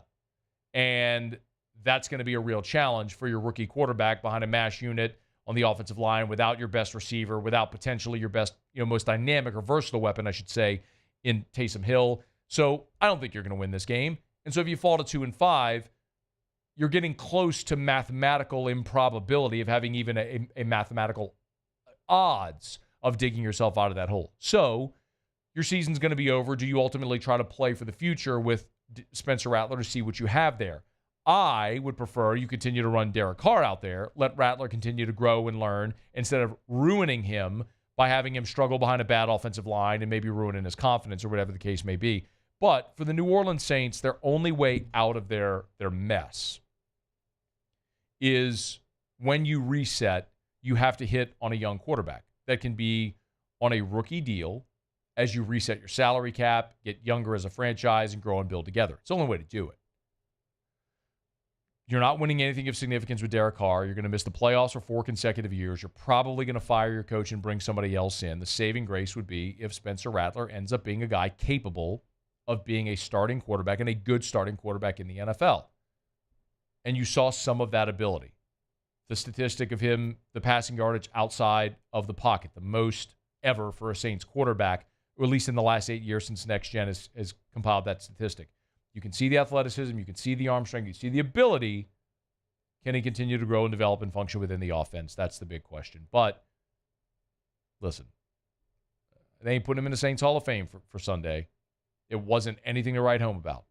But there were positives that you could see and say you can build upon that. Let's see how he does this week on a short week and then forever, for how much longer he ends up being the starting quarterback. The report on Monday was 3 to 4 games that Spencer Rattler will be the quarterback for the New Orleans Saints, including the game against the Bucs. So he'll play, he obviously played against the Bucs. He'll play this week against Denver, then potentially 1 more, maybe 2 the rest of the way when you've got the Chargers and you've got Carolina as well. So you're going coast to coast. While those might feel like winnable games, at least Carolina might feel winnable, going coast to coast is unenviable. We'll see if they might be able to make it. But Spencer Rattler, a lot to build on based on his performance in his debut. All right, it's After Further Review. We're brought to you by First South Farm Credit. FirstSouthLand.com. If you're thinking of buying land, your first call should be to First South Farm Credit. FirstSouthLand.com. Listen, they've been first in agriculture since 1916. I think every farmer knows about First South Farm Credit. But what you may not know is the volume of business they do outside of just land for agriculture. You want to buy that hunting property? First South Farm Credit. You want to buy that acreage to build your family's dream home?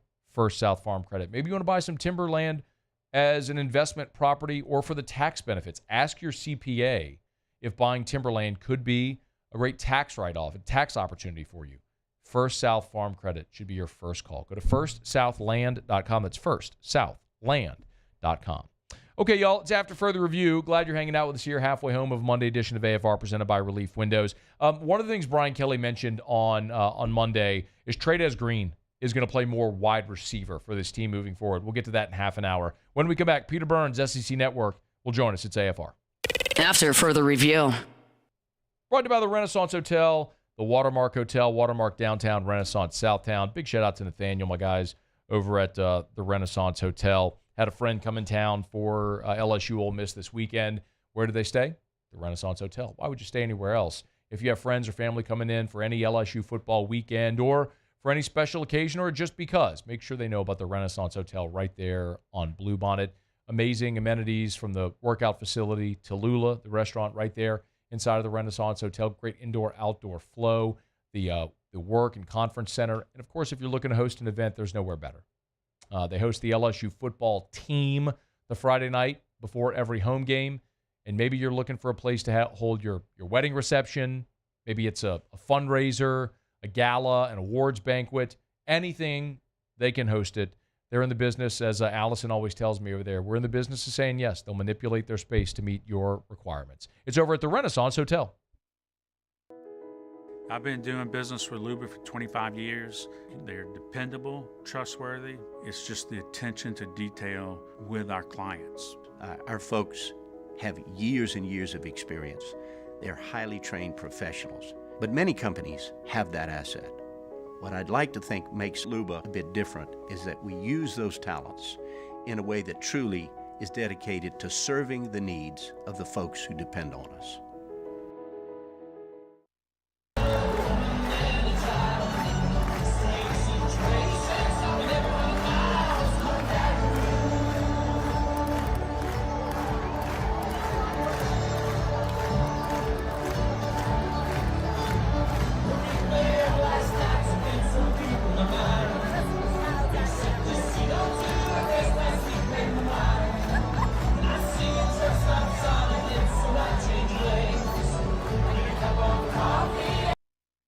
Breck teamed up to reimagine your parks, and you imagined big. With your help, we went to work, creating 12 beautiful community parks across the parish. A family-sized water park, miles and miles of trails, and parks just for your dogs.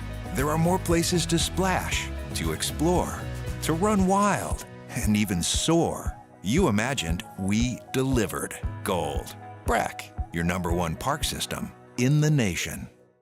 Gulf Coast Office Products is a nationally recognized Savin office equipment dealer based right here in Louisiana. Over 100 employees strong, Gulf Coast has the boots on the ground to support all vertical markets, from education, engineering, legal, and finance. With the latest in office technology, from desktop to production segment units, Gulf Coast and Savin have the perfect fit for you.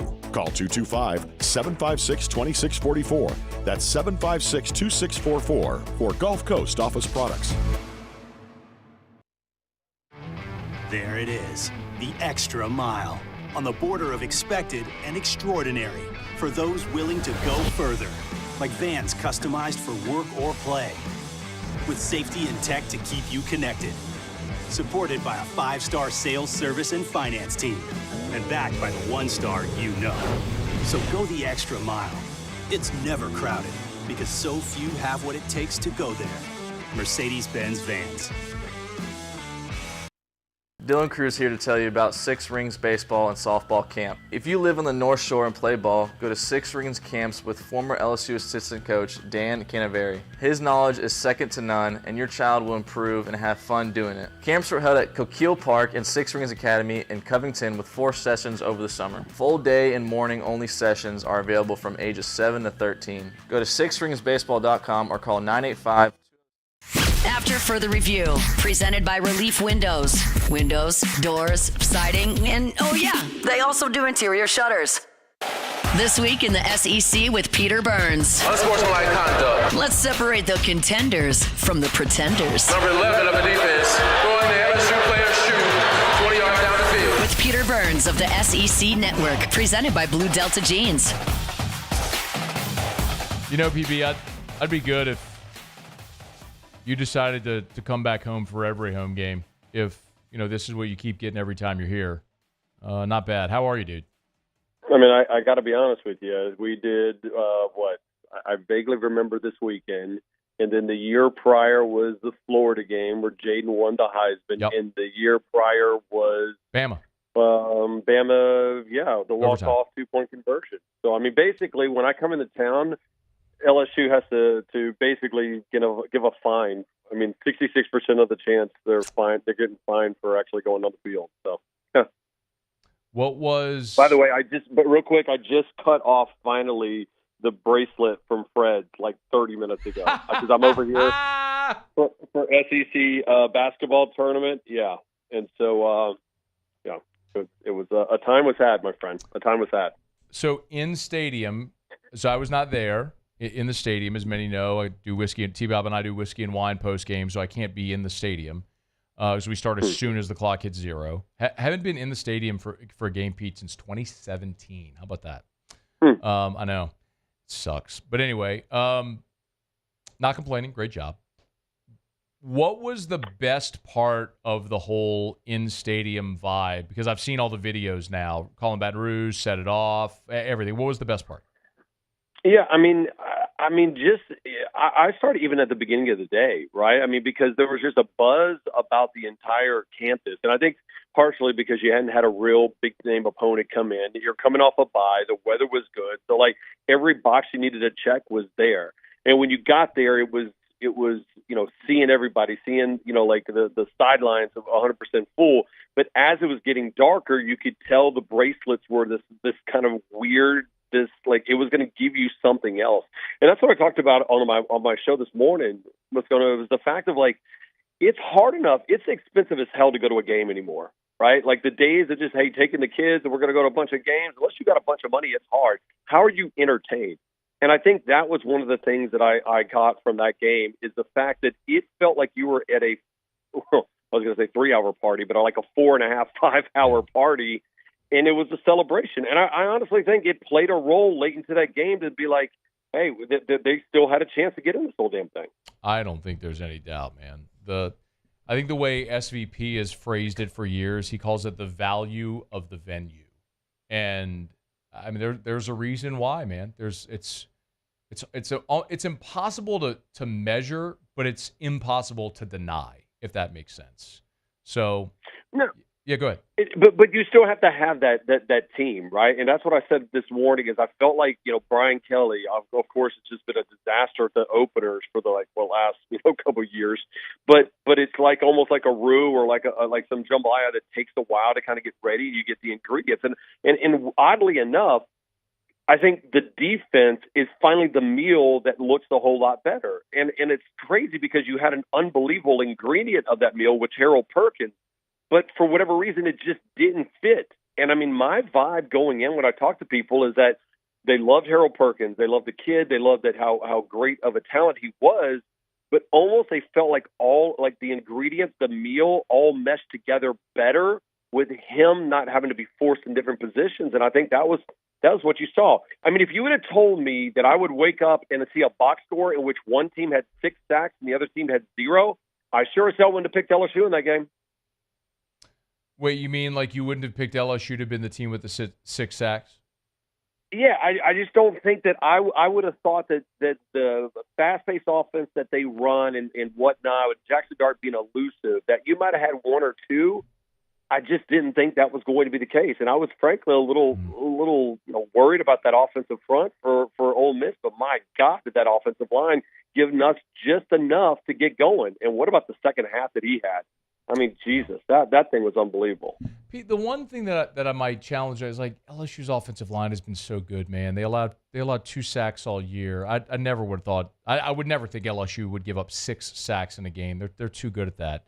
But on the flip side of it, I didn't think that with the issues that they would have, I would see that we would be able to get 6 sacks. And I mean, and some of those were covered sacks. I mean, and that's something. I mean, you basically had Baker say, hey, we're going to have some man-on-man defense.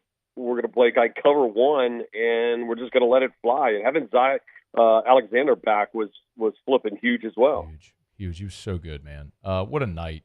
When you look at the team where they were in Vegas to where they are now at 5-1, where do you see maybe improvement, the most improvement that gives you hope of what they can be over the next 6 in the second half of the season? Yeah, I mean, I think it starts with the secondary, and it starts with, I think, just everybody being sound and knowing their roles. I mean, like not having some of those busts. And, yeah, Ulysses had that bust, the 50-yard run, but it felt like that was just a hell of a play. But be able to cause chaos, I think that was the biggest part. And honestly, I've gotten to the point where I'm like, as much as I want to get the running game established, and I know you need to, at some point, and I don't know how it works. I know Nussmeier wants to be a pocket passing quarterback, but the idea that he ever is going to fake an RPO and pull it, I guess they're just setting that up for maybe one day he eventually does, because every time that he fakes it and doesn't, I haven't seen him pull it. and all of a sudden everybody kind of collapsed. I would just as soon rather go, hey, we're going to try to run old school, like toss dive or something, as opposed to like trying to fake Nussmeier with this, keeper. Yeah, he's not going to run. He took off once and scrambled, got 14 yards, which I would love, or maybe 16, but I would love to see more of that when it's there. But they're not going to incorporate him into the running game of the offense. That much is clear at this point. Peter Burns is with us, SEC Network. He's on Twitter, X, at Peter Burns ESPN, courtesy of our friends over at Blue Delta Jeans, BlueDeltaJeans.com. While you were in Baton Rouge, did you get a chance to look at the rest of the league on Saturday? I did, yes. And then I went back yesterday and got an opportunity to watch some of the games, and I still cannot believe. I am just going back to what, we started this conversation when Brian Kelly went for 2 against Alabama a couple of years ago. That was just a stone's move, right? And the fact that Billy Napier had Tennessee on the ropes, backup quarterback, and an opportunity to basically, I wouldn't save his career, but give him a stay of execution, and he decided to kick the extra point is just absolutely baffling to me. Like, I'd be so pissed off if I was a Florida Gator fan today. It's great. For those that didn't see the end of the Florida-Tennessee game, Lagway threw a touchdown pass with 38 seconds left it was 3rd and 18 from the 27, something like that. I mean, they got to score. The game's over, and he throws a dime, throws the touchdown. They go to overtime, and, of course, lose in overtime. Hey, but, Pete, I'm curious, do you think Florida, and Graham Mertz is out for the season for those that missed that news earlier today, so it's Lagway's team the rest of the way. Is Florida maybe better than we thought in the first few weeks, or is Tennessee, who's now been shut out at home in the first half in back-to-back games, well, I guess not at home in back-to-back games, at Arkansas at home, but or is Tennessee not as good as maybe we thought in that first month? Yeah, I mean, I think Tennessee, everybody, including myself, got punch drunk on what Nico could do to this offense, and he's clearly not ready because Florida, was able to show him some looks, and that comes from the Oklahoma game. That comes from even what Arkansas was able to do and give him a look, and he's not ready for that eye discipline yet. Like he might have that down the road, but as a freshman, he doesn't have it yet. So I think there is a diminishing of what we thought Tennessee could be. Think about this: 5 of the last 6 SEC games that Tennessee has had, they've not scored more than 25 points. Which is that's baffling to me. You think of this high-powered offense, and frankly, when it gets in the SEC play, it's not much. Okay, and I think Florida is kind of what we thought they were going to be, about a 6-win, maybe 5-win team that's just going to play a hellaciously tough schedule, and it's not going to get easier now that Graham Mertz, who had played really well outside of that opener against Miami, and now he's out, and it's bad. But I don't know what's more catastrophic right now? Would it be Florida losing to Kentucky, or maybe the flip side of Kentucky, who I think has lost like 6 straight SEC games, or that's what it feels like right now at home? That's what they've done to losing to Florida. That'd be crazy. Look at Florida the rest of the way. So they're 3-3, by the way. It feels much worse, but they're 3-3. And they lost to Tennessee in overtime. I mean, they're an overtime win there from being 4-2. So they've got Kentucky, Georgia, at Texas, LSU, Ole Miss, at Florida State. How many more? 2 at best. I mean, I don't see a path to 6, but I don't. And I mean, if Kentucky wins this game and then you have a bye, I don't know what the future holds right there for Billy Napier. And again, full circle, that's why I was just so surprised. Like, man, you can't come out there and live on the saying of scared money don't make money, and you have an opportunity from 3 yards out to knock off Tennessee and shut up 110,000 fans and go, nah, I don't want to win the game. I don't want to try to win the game. Not a bad thought. By the way, can I ask you a question real quick? Of course. Is Lane Kiffin Kevin Sumlin 2.0? No. Where's the win? Where's the? I mean, last year was a good win, but we knew this defense was trash that LSU had, and it's getting better now. But give me the good win that Lane Kiffin has had at Ole Miss. I would tell you this, Pete. The bigger difference, or the biggest difference for me, is Sumlin, other than the Manziel season, never had a double-digit win season. Lane's had back-to-back 11 wins, 10 and 11, right? I mean, at least he's won games. I mean, I could hear the argument about the lack of a marquee win, But, I mean, after the Johnny Manziel year in 12, I don't think Sumlin ever won more than 8. But he at least won a big game at some point. And at some point when you go in and you're playing Lane Kiffin, you automatically know in a big game, and I'm talking about like the way this one was, like something big is on the line, that as much as the coaching is nice and you get the transfer portal and the social media is good, is he good enough to coach to win that game and you feel like you have the coaching edge? I don't. I think he might have the recruiting edge, but when it comes to making those adjustments, it's just a couple of times so far we've seen this year that he's either been out-coached or he can't finish right now. And that's I mean, they're going to go 9-3 at least. Yeah, I mean, they got Georgia. They'll lose to Georgia. I'm not disagreeing on Lane and his inability to win the big game. The Sumlin thing is he went 11-2 his first year with Manziel, then went 9-4, 8-5, 8-5, 8-5, 7-5, and was fired. So at least Lane has won more games. He just maybe is Mark Richt a better comp? Just the inability to get over the hump. Yeah, I mean, maybe. I mean, and I think we looked at Rick of just going, hey, what was it going to take to get to the next level? And you didn't. It just took Kirby being a mini Saban to get to that level. So, yeah, I mean, in between Rick and Sumlin, I would take that. But it's crazy. By the way, is it okay? I'm scared as hell for this Arkansas game. You should be. I mean, petrified of this Arkansas game. You should be.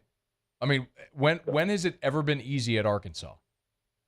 No, and I still have shades of 07 when I told my mom to shut up as we're leaving the stadium. So I mean, I think maybe that's just a sports scar that I have. So we're out of time, but I wanted to ask you about. So can you do like 10 seconds, Bama? How much trouble are they in? A lot. I mean, I feel I'm more worried about Arkansas and A&M than I am Alabama at this point. And I can't remember the last time I ever felt that way. I agree. Peter Burns, Blue Delta Jeans, BlueDeltaJeans.com. You'll get him on Twitter, X at Peter Burns, ESPN. Thank you, Pete. See you, bud. See you. That's Peter Burns, AFR. AFR. Brought to you by Darren James and Associates, brokered by LPT Realty. Thinking about selling your home? Why would you call anyone other than the realtor that literally sells more homes than anyone? That is Darren James, 335-7666, 335-7666. I could sit here and wax poetic, but the truth is, the proof is in the pudding. Look at the numbers. Wall Street Journal Real Trends list of the top 1% of realtors in America. Number 13 in America. Number 1 in Louisiana. Darren James. Literally no realtor in our state sold more homes last year than Darren James. Y'all, interest rates ticked down a couple of weeks ago. Again, you're starting to see buyers with more confidence. So buyers are coming into the market. You know what's going to follow. The inventory will come into the market. Beat that rush. Beat the rush right now while it's a seller's market. Call Darren James and get your home sold. 335-7666, 335-7666, or agent225.com. Agent225.com. Think real estate. Think Darren James. Bayou Chrysler Dodge Jeep Ram has back-to-school savings like $16,000 off 25 Ram 1500 trucks. We're open for business in our beautiful new showroom and taking $16,000 off. All new Bayou vehicles come with a complimentary extended warranty. The crew at Bayou Automotive is going to do right by you. Gulf Coast Office Products is a nationally recognized Savin office equipment dealer based right here in Louisiana. Over 100 employees strong, Gulf Coast has the boots on the ground to support all vertical markets, from education, engineering, legal, and finance. With the latest in office technology, from desktop to production segment units, Gulf Coast and Savin have the perfect fit for you. Call 225-756-2644. That's 756-2644 for Gulf Coast Office Products. Gulf Coast Bank and Trust is giving our customers the power to bank anywhere, anytime during this challenging event. And we're right there with you. Our mobile banking app is a smart way to manage your money and time. Gulf Coast Bank and Trust, the bank that cares about you.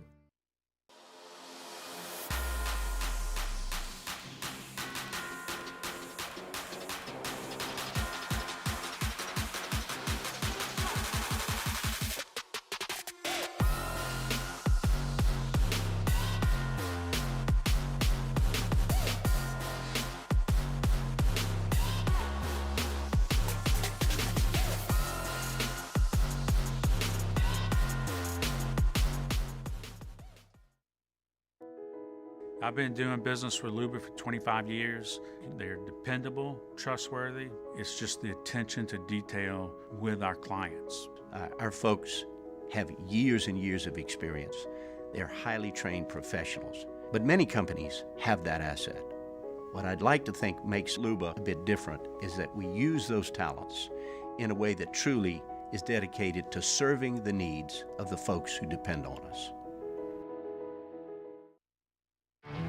There it is, the extra mile, on the border of expected and extraordinary, for those willing to go further, like vans customized for work or play, with safety and tech to keep you connected, supported by a 5-star sales, service, and finance team, and backed by the 1-star you know. So go the extra mile. It's never crowded, because so few have what it takes to go there. Mercedes-Benz Vans. Electricity is all around us, and our families depend on it. Every day is sparked by the power of a cold drink or a warm meal, a movie night, and a comforting light at the end of a dark hallway. From sunrise to sunset, playtime to bedtime, our team is ready to take care of your electrical needs, even in the case of an after-hours. After further review, presented by Relief Windows. Windows, doors, siding, and oh yeah, they also do interior shutters. All right, wrapping up hour number 2. I do want to talk about Trey'Dez Green. Brian Kelly met with reporters Monday and said in no uncertain terms Trey'Dez Green is going to play receiver moving forward. Why that's an absolute must. We'll get to that in about 10 minutes. Right now, Muso, if he can speak, has Tigers in the pros. Tigers in the pros. They still bleed purple and gold. They're just really rich now. All right, let's see. We talked about this earlier in the show during What to Watch recap there, what we learned. Kayshon Boutte, 3 receptions, 59 yards, and a touchdown for the Pats on Sunday. It was Drake May's first career touchdown pass, but it was also Kayshon Boutte's first career touchdown reception in that ball game as well. You mentioned earlier, Matt, it was a beautiful ball, just the deep shot. How about the Pats uniforms too? I mean, we can't. Oh, I love Pat Patriot. We can't go through this segment and not mention that. So, congratulations to Kayshon Boutte, first career touchdown in the NFL. Just got to stay healthy, dude. Yeah, man. He's got to stay healthy, get right, man. He's got all the ability on a bad team, desperate for weapons. He could be one on this team. He absolutely could be. Jaden Daniels and the Commanders, they took the loss, but Daniels really played well against a tough Ravens defense. 269 through the air with 2 scores, added 22 on the ground. Didn't find the end zone there, but the big one, no turnovers. Get him next time in the Battle of the Beltway there. He's really good. He is really good. I like him a lot. Patrick Queen was the leading tackler for the Pittsburgh Steelers on Sunday. 13 stops for PQ. 1 tiffle in the ball game as well. No. Let T-Bob have that. Not here. I think I heard it too many times this morning, and that's what happened there, because I've never once said tiffle in my life. We're not. But I heard him rattle it off like 5 times this morning. Not doing it here. It's his. Anyway. Patrick Queen, really good. Yes, really good. I thought I had one more there on the Steelers. I did not. I completely got thrown off there. Damone Clark, leading tackler for the Cowboys yesterday. At least they had something to cheer about. They stink. 9 stops for him, half a sack, and a tackle for loss. Correct ourselves there. And a pass defense. He was really all over the field. Wearing the 18, by the way. You love to see that. You do love to see that from Damone Clark. Too bad his team's not good, though, like we said. And Joey B., the definition of if nobody wants to help me, I'll do it on my own. My guy came through for me in a big way, brother. 47-yard touchdown run, the highlight for Joey B last night. Part of a 55-yard night on the ground. He would add 208 through the air. Jamar Chase, 72 yards. And how about when you were watching, Cordell Flott got a couple shout-outs on the game last night for the job that he was doing against Jamar Chase. Yeah, teammates against each other. All in all for Flott, 3 total tackles in the ball game there. Burrow, the touchdown run was on the first possession of the game. They didn't score another touchdown until the touchdown run at the end to ice it and cover. Thank you very much. such a like. The Bengals are my Super Bowl pick. They're really bad. They aren't good. Man. I remember the game that I had multiple in. It was actually the first one. Devon Godchaux was the leading tackler for the Patriots. Jaquelin Roy, 3 tackles and a sack. Roy. 3 tackles and a sack in that game. And Let's go. Danielle Hunter also with a sack because that's just kind of what he does. That's Tigers in the pros. Oh, what am I doing here? Presented by South Point Volkswagen, southpointvw.com. New and certified pre-owned in Baton Rouge and online at southpointvw.com. If you're in the market for a vehicle, make sure you put Volkswagen on your list. It's fun to drive no matter what model you're looking for. Maybe you want the SUV. They've got the Atlas, the 3-row, 7-seater family SUV. That's what Erica drives. If you don't need the third row, I have the Atlas Crossport. Takes the third row out, a little sleeker, same style, same interior, same all the technology and everything. And, of course, the 9 different IIHS top safety picks, the highest safety designation. So when you're driving a Volkswagen, you're driving style, great German engineering, performance, great gas mileage, safety features, and, of course, you get the style, feel, performance of luxury without the cost, and they're manufactured right here in the US of A at their Chattanooga, Tennessee plant. It's South Point Volkswagen. SouthPointVW.com. South Point Volkswagen, what's your direction? All right, y'all, glad to have you hanging out with us here. Remember, if you miss anything, AFR On Demand, presented by Breck Golf. Book your tee time, golf.breck.org. We opened up with our my takeaways from the LSU win, the Saints loss. And at the beginning of this hour, we talked about some of the fundamental changes LSU made defensively. We delved into the numbers. All that'll be on demand. When we come back, what does LSU do to get depth at receiver? We're talking about AFR. Y'all, even though we're into October, we've seen 2 really significant storms pummel Florida and parts of the East Coast. It's a reminder that no matter what time of year, you can never predict inclement weather, and you can never predict power outages. And the worst thing that could happen is bad weather comes through, you lose power, and then you're stuck. You're stuck in the dark. You're stuck without your AC or your heater, like with the freeze a few years ago. There's a very easy precaution that you can take. Call the generator people. That's Optimize. Go to generatorpeople.com, generatorpeople.com. There is quite literally no human that if you ask the question, hey, when your power went out, would you like a generator that would turn your whole house back on? Literally everyone would answer yes. So, who do you call? Can you afford it? Well, you call Optimize. And if you have $600 for a down payment, they have financing for any budget. It's Optimize. Go to generatorpeople.com, generatorpeople.com. Bayou Ford has the new inventory to get you in a new Ford truck or SUV today, or customize your next vehicle just the way you want it. All new Bayou Ford vehicles come with a 1 million mile powertrain warranty.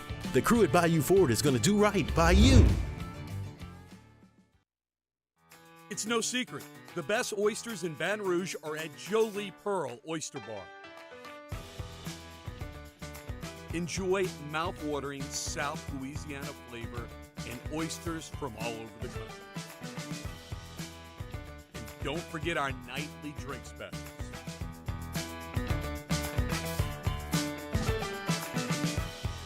Jolie Pearl Oyster Bar, located in downtown Baton Rouge. Hey, it's Matt Moscona. For years, you've heard me tell you about Insurance Network of Louisiana, helping you find better coverage for less money. But it's not just for your home and auto. They also offer commercial property. So, retail stores, professional offices like doctors, dentists, attorneys, clothing boutiques. Insurance Network of Louisiana can find you better coverage for less money. They service the entire state of Louisiana, and they're local. So call today at 293-0450 or lainsurance.net. Jerry and Benny Payne began Central Plumbing Company out of their driveway in Tanglewood subdivision. 50 years later and 4 generations down the road, we continue to serve Baton Rouge and the surrounding areas for all of their plumbing needs. Residential, commercial, industrial, or hospitality, Central Plumbing is here 24/7, 365. We want to thank our customers, family, and friends for 50 years of success. And looking forward to 50 more. Breck teamed up to reimagine your parks, and you imagined big. With your help, we went to work, creating 12 beautiful community parks across the parish. A family-sized water park, miles and miles of trails, and parks just for your dogs. There are more places to splash, to explore, to run wild, and even soar. You imagined, we delivered. Gold. Breck. your #1 park system in the nation. Gulf Coast Office Products is a nationally recognized Savin office equipment dealer based right here in Louisiana. Over 100 employees strong, Gulf Coast has the boots on the ground to support all vertical markets from education, engineering, legal, and finance. With the latest in office technology, from desktop to production segment units, Gulf Coast and Savin have the perfect fit for you. Call 225-756-2644. That's 756-2644 for Gulf Coast Office Products. At Relief Windows, we're more than windows. We're windows, doors, hardy plank, and vinyl siding. But our #1 product is always customer satisfaction. Visit us online at reliefwindows.com.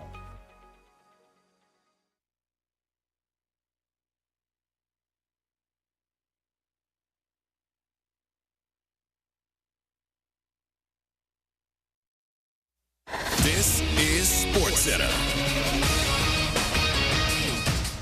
I'm Nick DeLuca. NLCS Game 2 in L.A. Mets trying to even the series, lead at 6-1, headed to the 6th inning. Max Muncy getting L.A. on the board with a solo homer. Francisco Lindor got it started with a leadoff shot. Mark Vientos broke it open with a second-inning grand slam. Tyrone Taylor adding an RBI double.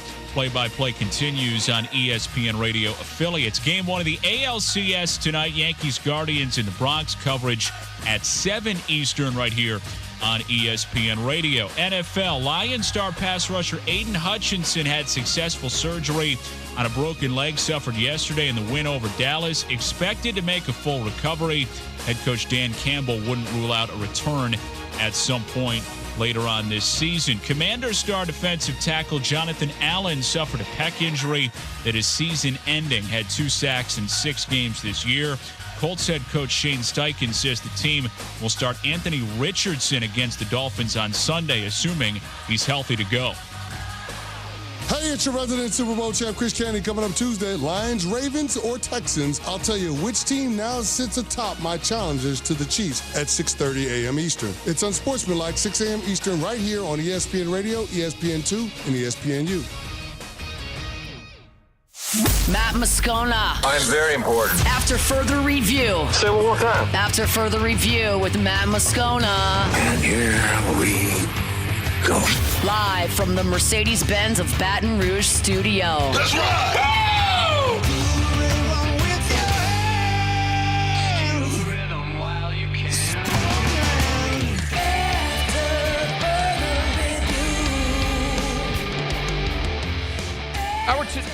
Hour 3.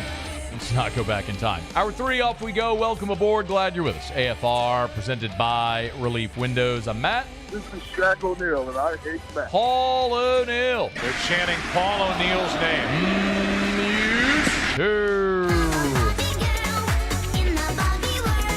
And Mr. Toby Tom Blake.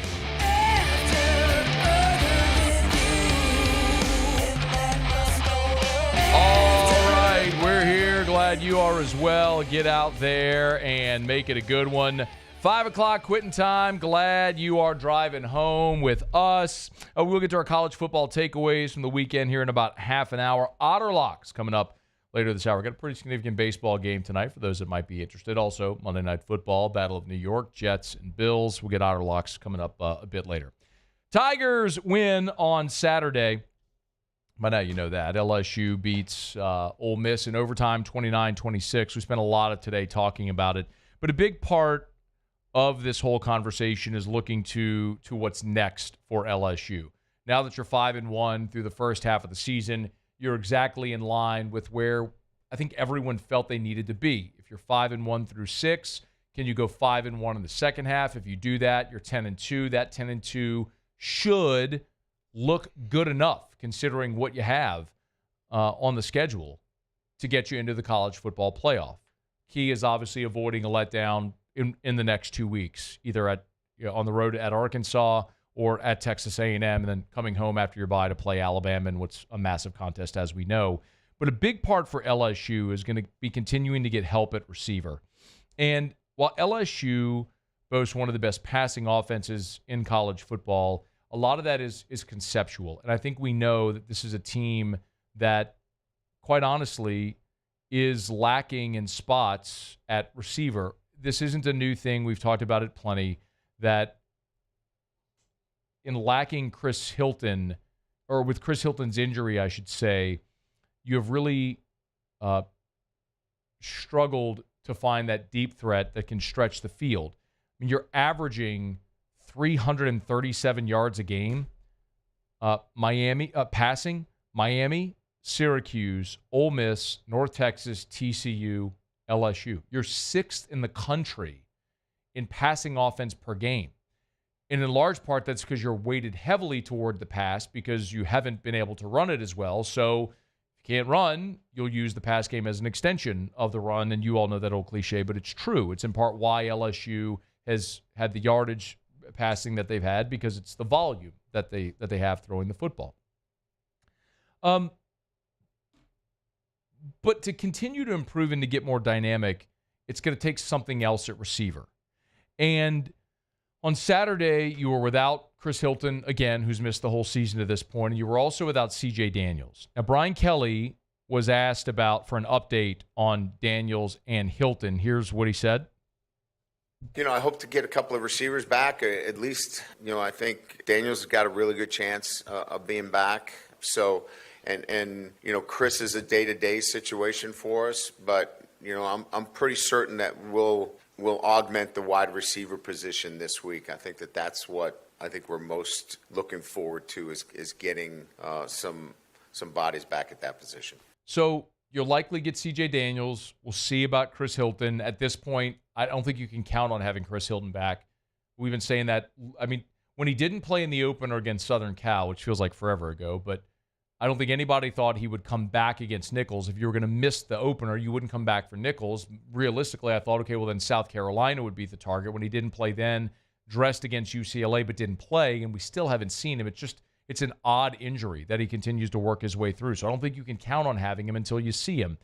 But even if you get C.J. Daniels back, you're still missing somebody that changes a defense's dimensions.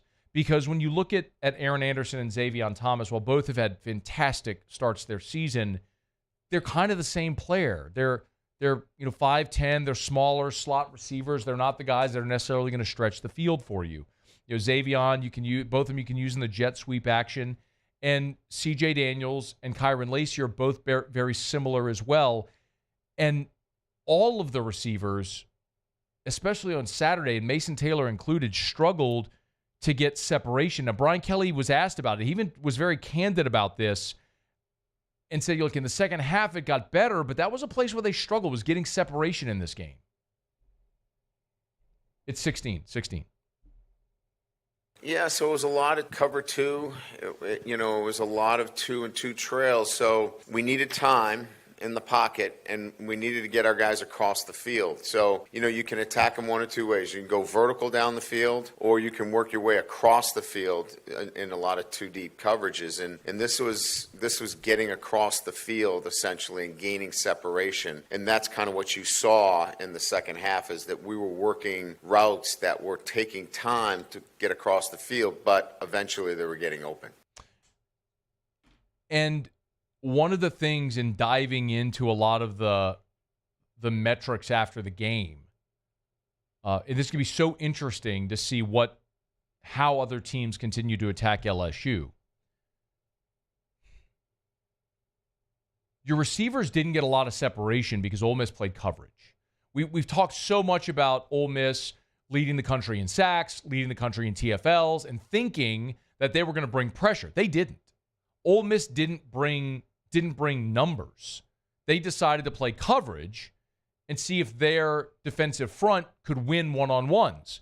Well, consistently, they didn't. They didn't get Nussmeier on the ground, and it wasn't a product of Nussmeier getting rid of the ball quickly.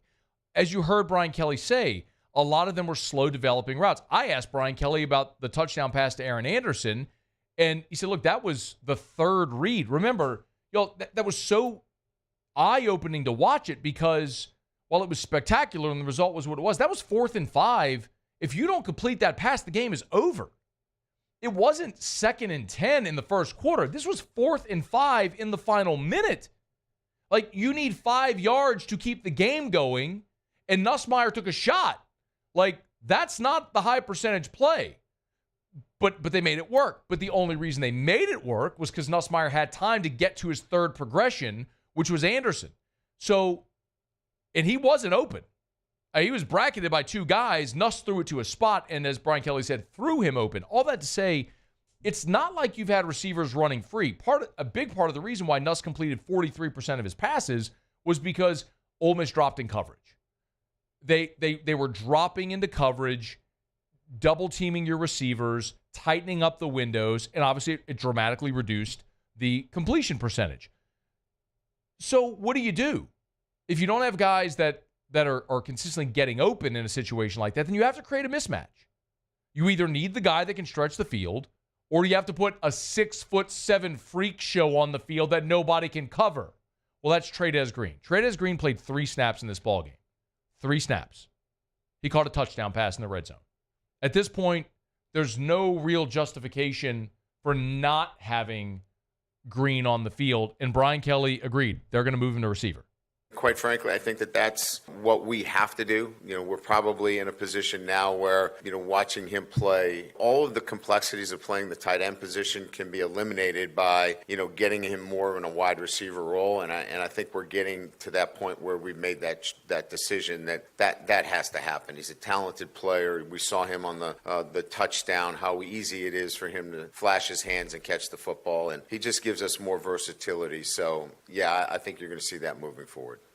A lot of you are saying, hallelujah, amen, thank you, where has it been? Listen, I could argue for Trey'Dez Green. I could also argue this for Shelton Sampson with a caveat before you roll your eyes and say Calici. Here's my point.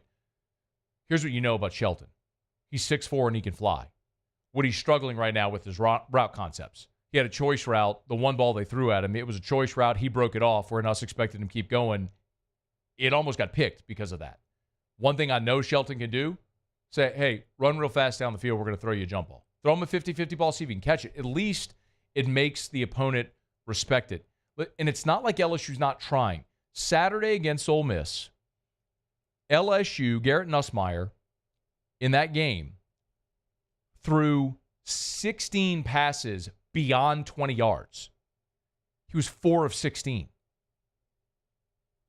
Like, it's not that they're not trying to stretch the field. It's getting guys that get open and completing the play is the problem. You put a 6'4" Shelton Sampson on the field, it gives you a better shot. Again, I'm not sitting here saying Shelton needs 20, even 5, 10 targets. But if you're looking for the dimension, put Jelani Watkins out there.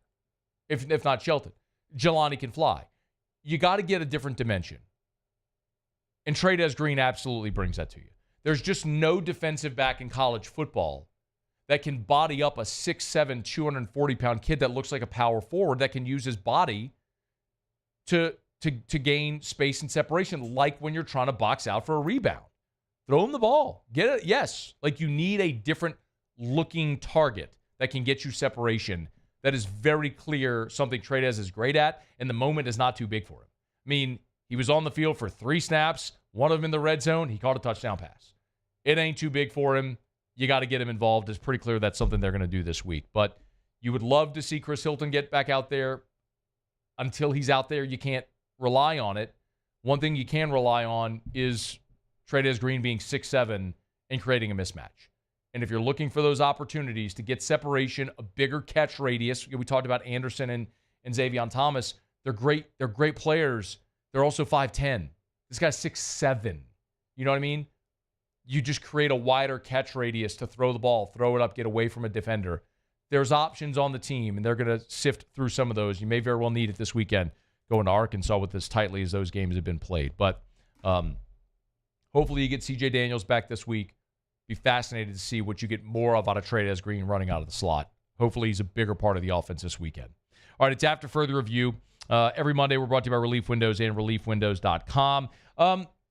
You can jump aboard. I haven't gotten any of your interaction yet. You can email us, tweet us, or text us in the 225-396-4400, 396-4400, 396-4400. I do want to jump back into what Brian Kelly said about that play on the 4th and 5. I asked him specifically about it. I want to let you hear what he had to say. We'll get some of your reaction to it next. Lots of bowl projections, playoff projections, all that stuff are out as well. LSU, as you might imagine, is looked favorably upon now after their win against Ole Miss.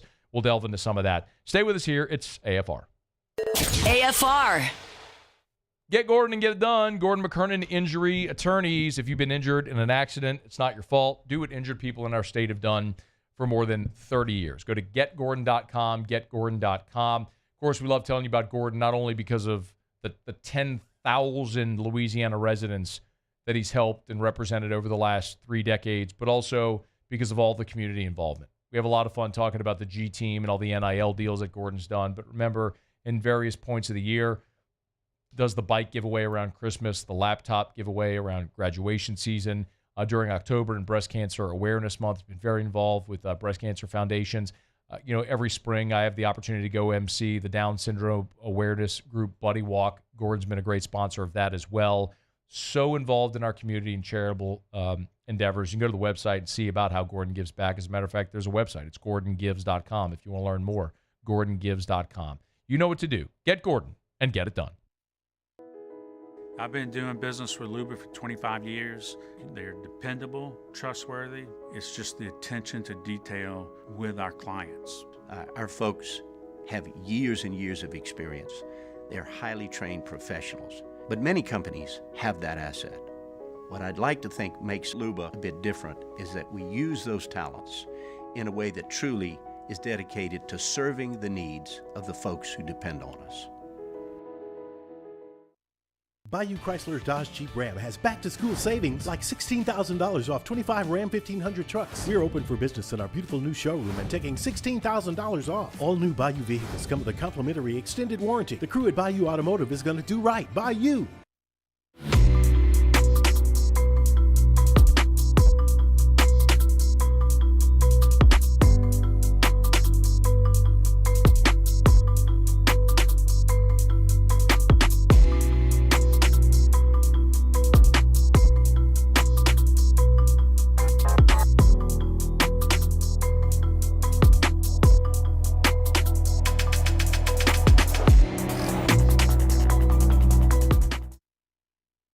Dylan Cruz here to tell you about Six Rings Baseball and Softball Camp. If you live on the North Shore and play ball, go to Six Rings Camps with former LSU assistant coach Dan Canaveri. His knowledge is second to none, and your child will improve and have fun doing it. Camps were held at Coquille Park and Six Rings Academy in Covington with 4 sessions over the summer. Full day and morning only sessions are available from ages 7 to 13. Go to sixringsbaseball.com or call 985-206-9096. Learn the game to love the game.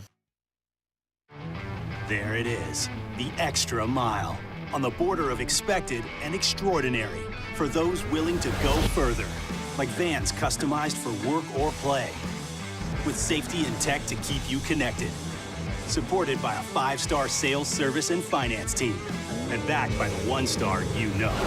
So go the extra mile. It's never crowded, because so few have what it takes to go there. Mercedes-Benz Vans. Electricity is all around us, and our families depend on it. Every day is sparked by the power of a cold drink or a warm meal, a movie night, and a comforting light at the end of a dark hallway. From sunrise to sunset, playtime to bedtime, our team is ready to take care of your electrical needs. Even in the case of an after-hours emergency, the light in your life shines brighter with Mr. Electric. Gulf Coast Bank and Trust is giving our customers the power to bank anywhere, anytime during this challenging event. And we're right there with you. Our mobile banking app is a smart... After further review, presented by Relief Windows. Windows, doors, siding, and oh yeah, they also do interior shutters.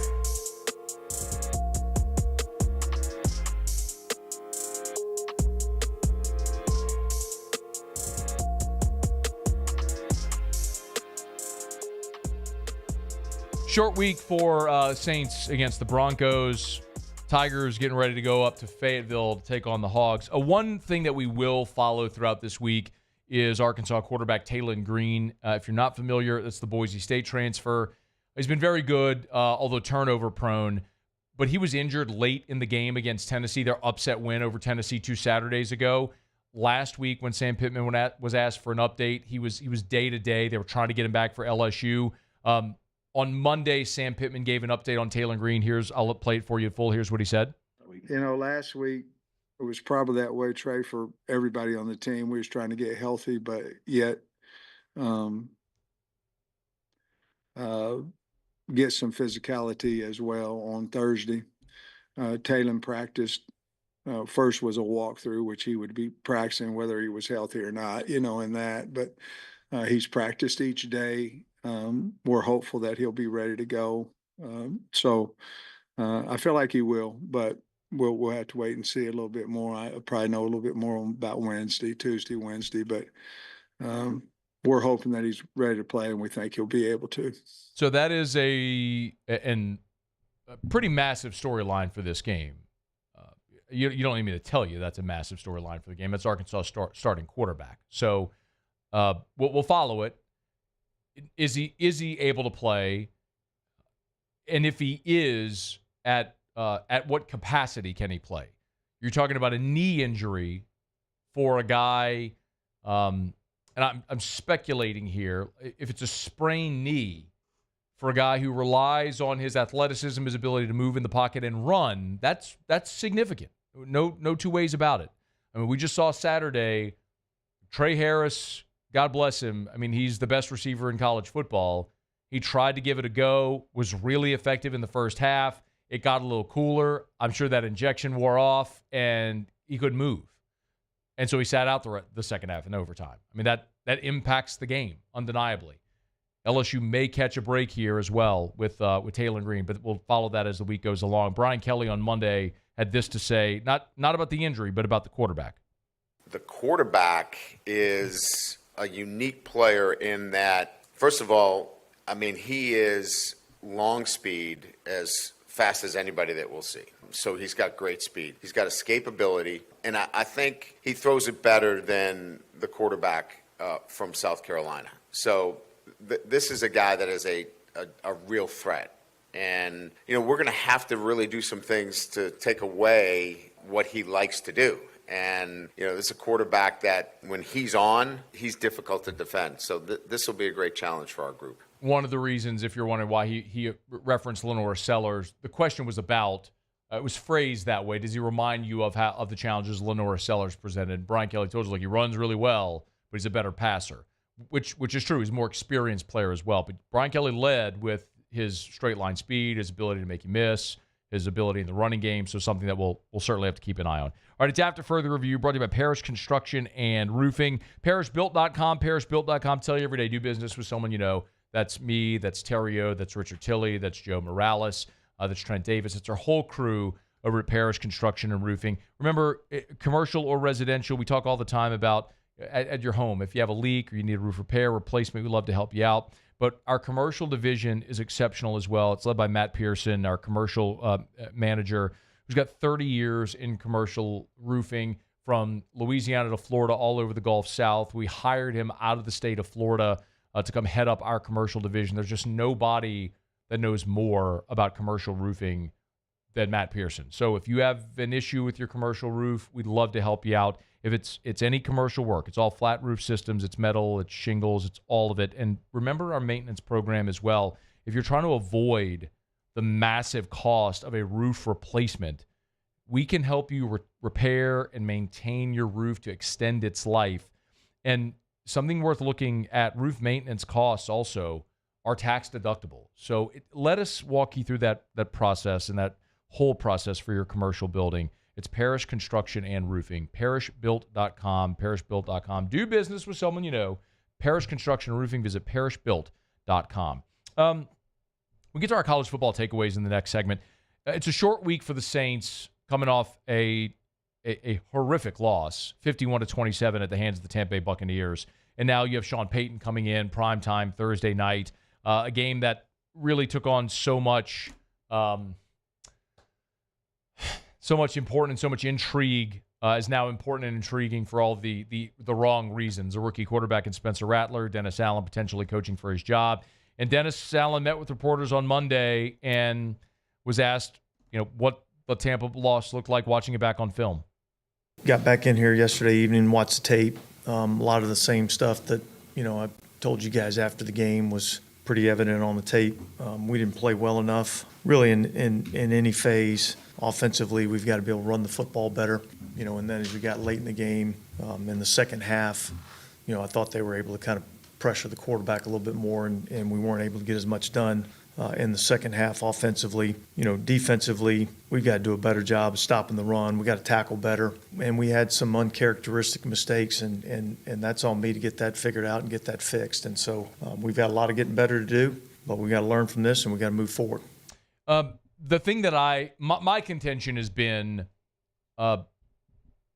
Sunday it wasn't the straw that broke the camel's back. It was the 10,000 pound of bricks that broke the camel's back. You gave up 51 to Tampa. You gave up 277 rushing. That's the most they've ever allowed under Dennis Allen. You had 15 missed tackles. That was a season high. In a game where, and I understand it was a short week, in a game where you had lost 3 in a row, you're coming home in a divisional game in front of your home crowd, you find yourself in a 17-0 hole. I mean, opening drive, they go right down the field and score. They got the defensive score. Then they got a field goal. It's 17-0.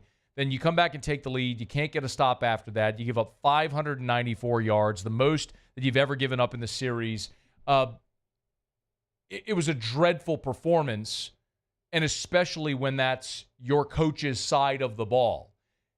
And if you can't get buy-in from players for that type of game, when you've lost 3 in a row, it feels like your season's on the line, a divisional game, you're at home, and they go lay down in that manner in an historic loss, it's natural to think that they've quit on it. I mean, Dennis Allen was asked about that on Monday. Well, look, I think anytime you go through a rough stretch like this, I mean, I think it's challenging, on all of us. And I think that's why we got to rely on the guys that we have in the locker room and the guys that we have and the competitive nature that those guys have. And so, we're dealing with some injuries right now. We got to fight through this rough patch and hopefully get some guys back. But yeah, I think it's hard. I think it's challenging. But I got all the confidence in the world that our guys are going to stick together. It just feels like lip service at this point. I don't know what you could. I guess I could sit here and say, what do you expect him to say after a performance like that? But we have heard Dennis Allen at times this year be candid. He's been candid about certain players. He was candid about Kendre Miller. I wonder what he really thinks. He almost sounded like a defeated man in that soundbite. I'm reading into it. I'm reading into his body language and his tone, but it certainly feels like he knows. He knows that this is over, that this team is not going to be a playoff team and missing the playoffs now for a third consecutive year of his tenure when it's his coaching staff, his quarterback, his everything. I don't know how you dig yourself out of this, and I fear it's only going to continue to get worse. I don't know how they win that game Thursday against a great defense with a makeshift offense and a Saints defense that doesn't appear bought in at all, coming off that performance, and now you have a short week, even shorter week, turning around, getting ready to play on Thursday. We'll, of course, get you ready for it. Our week does shift a little bit because they play on Thursday. We have some regulars that we do, like we'll do the Saints opposing media segment on Wednesday. We'll do that tomorrow. Mike Triplett is usually with us on Thursday. We'll have him here with us on Wednesday as a preview. We'll do Scene Setters Thursday from the Dome. But boy, it's you can't come out of this game against the Broncos 2-7 or 2-5 through 7. If you're sitting there at 2-5 through 7, my projected win total for this team was 6, and I didn't foresee the injuries. Obviously, how could you predict injuries? But when you look at what's next, after you play Denver, yes, you get a long week, but you have the back-to-back cross-country travel. You got to go to L.A. to play the Chargers, then to Charlotte to play the Panthers. Then you come home against the Falcons, home against the Browns, which is winnable, home against the Rams. You have that 3-game home stretch with your bye in between after the Browns. But then you're in December, and you're at the Giants in a cold weather game. You're home against the Commanders, which seems daunting now. You're at the Packers in late December 23rd, which doesn't feel winnable at all. You get the Raiders at home, which is a winnable game. And then you're at Tampa. So, Tampa could be playing for the division at that point. And what would you be playing for? I don't know. It's really hard to see any more than 3 or 4 wins remaining on the schedule for the New Orleans Saints, and that's just not going to be enough for Dennis Allen. All right. It's after further review. If you're watching on YouTube, thank you. You can smash that like button. Please subscribe to the YouTube channel. If you're watching on WBTR, thank you as well. Or if you're listening on any of our great affiliates, if you're streaming us, we just appreciate everybody for being here with us on a great day, man. It's such a weird juxtaposition, man. You have the amazing vibes of LSU's win, this overtime win, this epic for the ages win that set LSU up now at 5-1 at the halfway point of the season into the stretch in the second half where you're playing for everything. I was looking at Heather Dinich's. Did we decide on a nickname for Heather? Did she go with anything last week, or was she still No, she just kept shrugged saying them all off? what was it, HD on the CFP? That's what she was saying. Yeah, that's a lot. Yeah. Anyway, Heather has her bracketology up right now for today, and she has LSU in. I mean, LSU, she's got 11th. And remember, the way Heather does it is this isn't a projection. This is if it were today, how would it look? And she's got LSU in as the 11 seed. So, and interestingly enough, what she has written as LSU's toughest remaining game, October 26th at Texas A&M, not the Alabama game. And honestly, I don't disagree with her. After watching what A&M did to Missouri in their stadium, LSU hasn't won there since 2016. They look good on both lines of scrimmage right now. We'll see what they are at quarterback. Is it Wegman? Is it Marcel Reed going for? I think some of what we saw from Connor Wegman was fool's gold against Missouri. I just think Missouri was a total fraud. But we'll see. A&M goes on the road this week to Mississippi State, and then we'll continue to learn more about the Tigers. But I don't disagree with her. But as of today, she'd have LSU in the field as the number 11 seed. By the way, she has Iowa State as the 12 seed. So Boise State would be the G5 representative as the 10 seed. So not even the last team in the field. All right, it's after further review. We'll knock out a break. We'll come back. We'll do our college football takeaways from the weekend. Muse, Paulie, and I give you 3 college football takeaways. Auto locks in 15 minutes. Don't you move. It's AFR. AFR.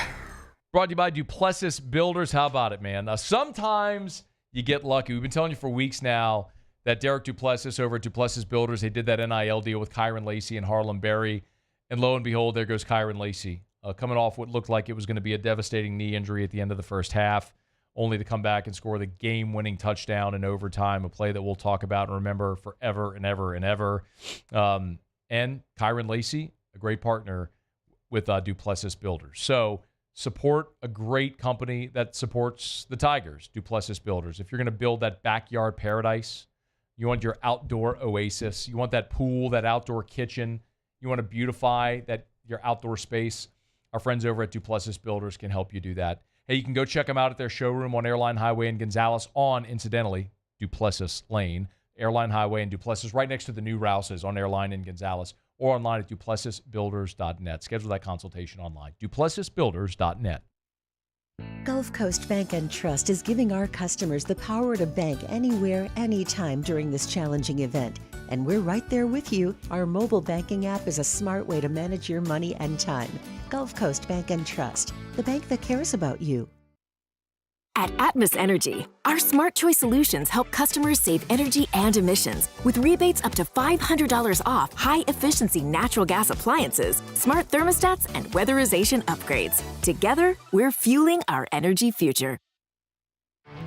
There it is, the extra mile, on the border of expected and extraordinary for those willing to go further, like vans customized for work or play, with safety and tech to keep you connected. Supported by a 5-star sales, service, and finance team. And backed by the 1-star you know. So go the extra mile. It's never crowded because so few have what it takes to go there. Mercedes-Benz Vans. The Windsor Senior Living Community in Mandeville, Louisiana is a beautiful, vibrant apartment community geared towards seniors. They are nestled right in the heart of Mandeville, where seniors live a more carefree lifestyle in spacious apartments with the peace of mind that comes from having a little extra help. Call the Windsor at 985-624-8040 to schedule a lunch and tour. Come see how the Windsor can be your passport to peace of mind. I've been doing business with Luba for 25 years. They're dependable, trustworthy. It's just the attention to detail with our clients. Our folks have years and years of experience. They're highly trained professionals, but many companies have that asset. What I'd like to think makes Luba a bit different is that we use those talents in a way that truly is dedicated to serving the needs of the folks who depend on us. Hey, it's Matt Moscona. For years, you've heard me tell you about Insurance Network of Louisiana, helping you find better coverage for less money. But it's not just for your home and auto. They also offer commercial property. So, retail stores, professional offices like doctors, dentists, attorneys, clothing boutiques. Insurance Network of Louisiana can find you better coverage for less money. They service the entire state of Louisiana, and they're local. So call today at 293-0450 or lainsurance.net. Jerry and Benny Payne began Central Plumbing Company out of their driveway in Tanglewood Subdivision. 50 years later and 4 generations down the road, we continue to serve Baton Rouge and the surrounding areas for all of their plumbing needs. Residential, commercial, industrial, or hospitality, Central Plumbing is here 24/7, 365. We want to thank our customers, family. After further review, presented by Relief Windows. Windows, doors, siding, and oh yeah, they also do interior shutters. Congratulations to Cecil Thomas from St. Francisville. Cecil is the Week 7 winner in our 2024 Pick'em contest. Wins a Hooters wing party for 10 people. Don't forget to make your picks for Round 8 by Thursday at noon. Weekly winners will receive a Hooters wing party for 10 people, and the first place season-long champion will receive a 75-inch 4K flat-screen TV and soundbar, plus free Hooters wings for an entire year. It's the 2024 College Football Pick'em, presented by Hooters. We're big Cecil Thomas show. Cecil Thomas? Cecil Thomas. We're big Cecil Thomas show. Congrats to Cecil. You could probably use some Evermore. Probably. I'm not going to let you drink out of mine, though.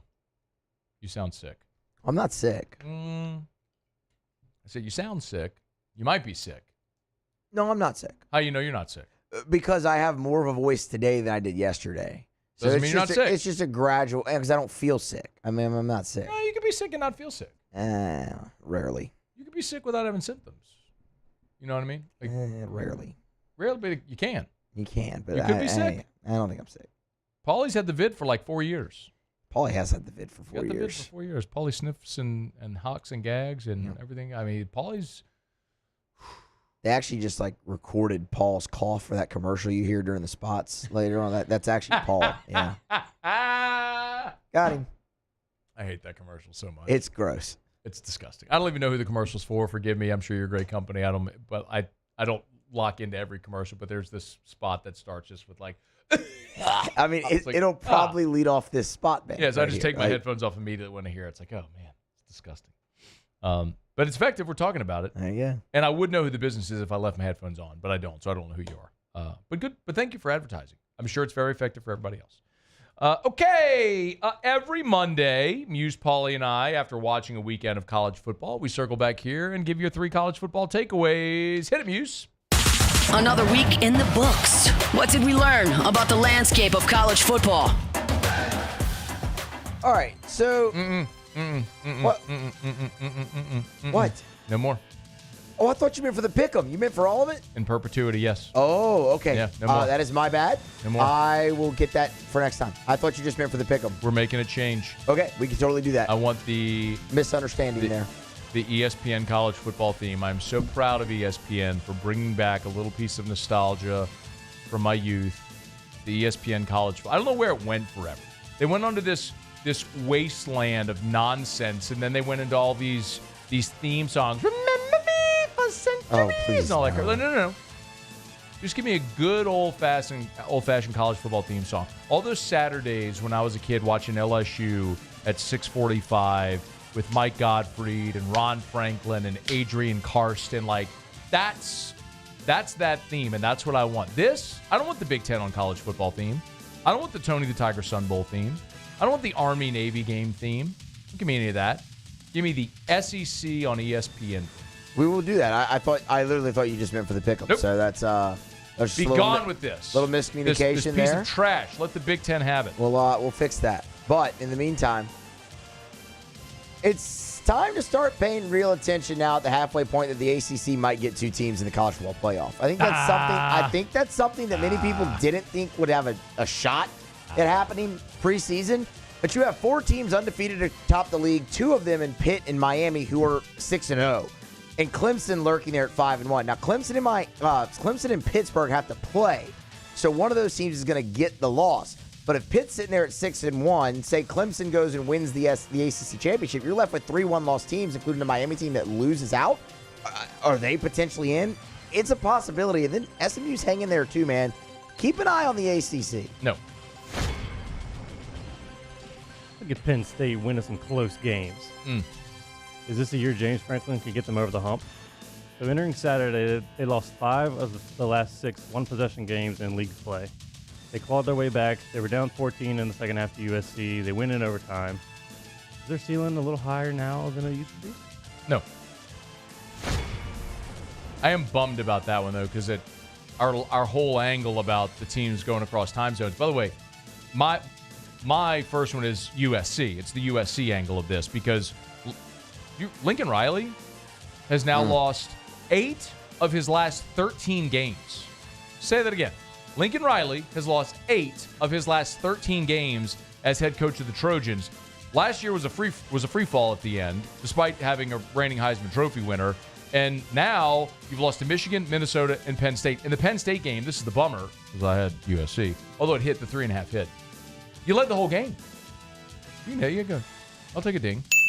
You led the whole game. And then you gagged it away at the end of regulation and in overtime. You let them convert a 4th and forever to keep that drive going at the end. I think it was maybe 4th and 15, something like that you let them convert. Like Lincoln Riley, who they got from Oklahoma and put so many resources into, 3rd season at SC, he may not be a great fit. Like, if this continues and they're a 500 football team, they might be firing Lincoln Riley. Something to watch.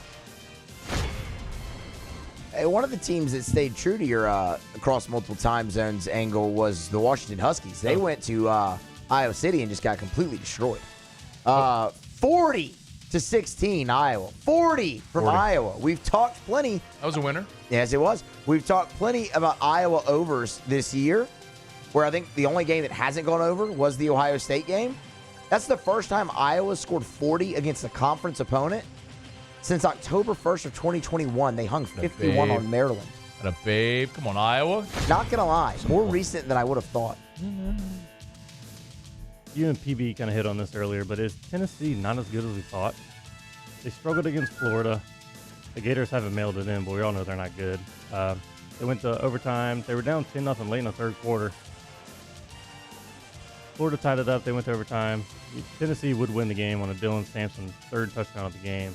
Tennessee does face off against Alabama next week. Dylan Sampson, by the way, from Dutchtown, who's playing really well.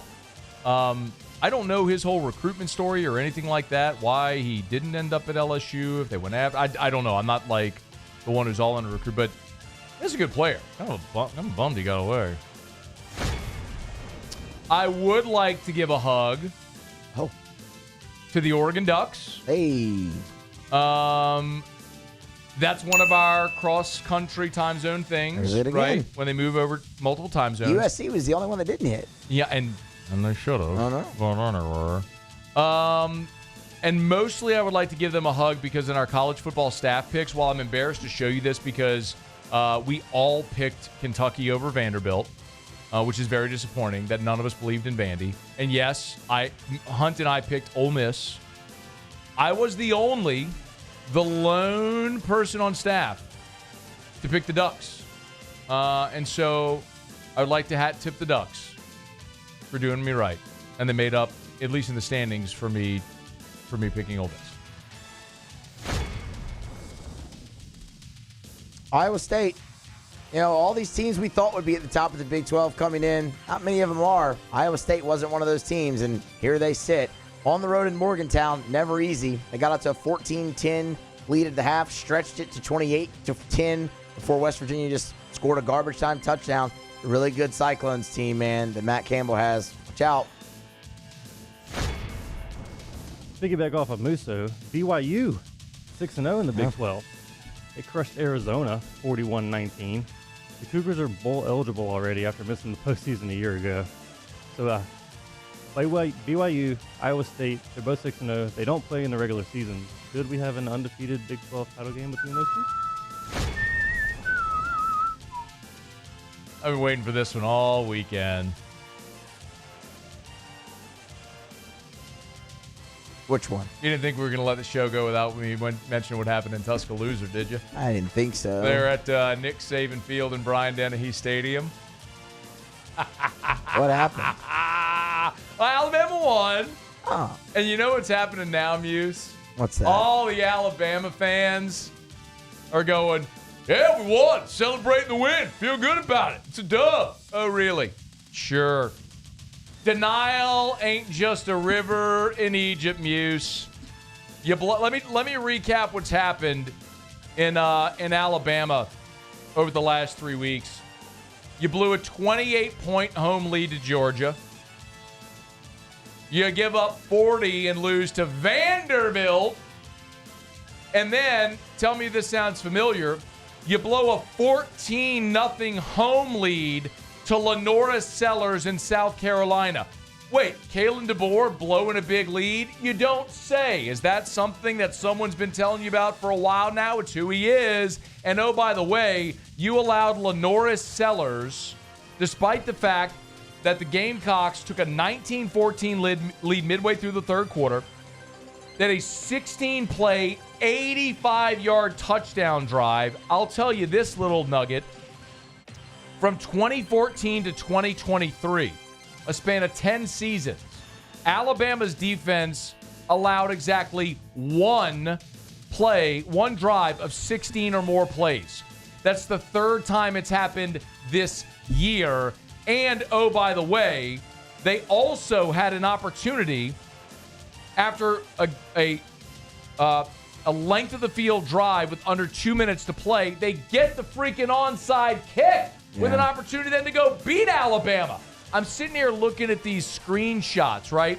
I'm looking at these crowd shots, of all the sad Alabama fans in Brian Dennehy Stadium, just in total disbelief. And you know what I was thinking, Muse, as I'm looking at these crowd shots? What were you thinking? I'm thinking in their mind, you know what they're saying to themselves? What's that? I miss Nick. That Matt Moscona was right about everything. Oh. That's what they're all thinking. That guy's definitely thinking that. Right there. South Carolina took a 19-14 lead. So remember, Bama led 14-0 in the first quarter. Yeah. Didn't score again. Yeah. Hey, what happened at the end of the half there? I'm surprised you haven't mentioned that yet. Right before halftime in that game. There was so much misery. It's all jumbled in my brain. I forgot. What am I missing? I mean, they decided to throw a pass with 11 seconds left. Yeah. How'd you forget that part? Oh my God! The complete he went less miles. Yes. He went total. Kalen DeBoer went total less miles on it. Oh my God! It allowed Carolina points right before the end of the half. Jalen Milroe stinks. Yeah, there you go. Everything I've said. Is everything I said not coming to fruition? Oh, Scostradamus. Am I wrong about any of it? Milroe stinks unless he has receivers running free. When teams are crowding the line of scrimmage on him, he can't run the football. Kalen DeBoer, the mind-bending end-of-half debacle and mismanagement where he takes a timeout. His last one. On 3rd and 18 from his own 38. And Milroe throws a pick. And then Carolina gets points before half. Bro, it's 3rd and 18 from your own 38. Not their 38 where get 5 yards and you can take an attempt. You're your own 38 on 3rd and 18. You burn a timeout. Milroe throws a pick on the timeout. Oh, man. He stinks. They stink. That is not LSU's toughest remaining game. They are a spiraling football team that is not good on the line of scrimmage like they once were. They've got a good athlete at quarterback who's not a great quarterback. They've got a freak show talent at receiver. Their defensive backfield is poor. Like, you don't think that Trey Amos, who's now at Ole Miss, Caleb Downs, Downs. I was like, it's not Caden Durham. Caleb Downs, like, who's now at Ohio State. You don't think they miss those guys? I'll say it again. You cannot lose the greatest coach ever and have an exodus of elite talent and half your roster in 1 year and not feel it. And by the way, Les Miles is your coach. Congratulations. All right, Otter locks it next. Safe. After further review. Brought to you by Glow Resources, GLO, glowresources.com, glowresources.com. You're going to have to tell Otter. We're going to have to go quickly because I probably shouldn't have done that, but I did, and we went long. But anyway. Hey, look, Complete Employer Solutions. If you are a business owner, you're an HR manager, you're a hiring manager, you're an operations manager, if you're the person in charge of hiring, in charge of the people at your business, you have to get to know Glow Resources.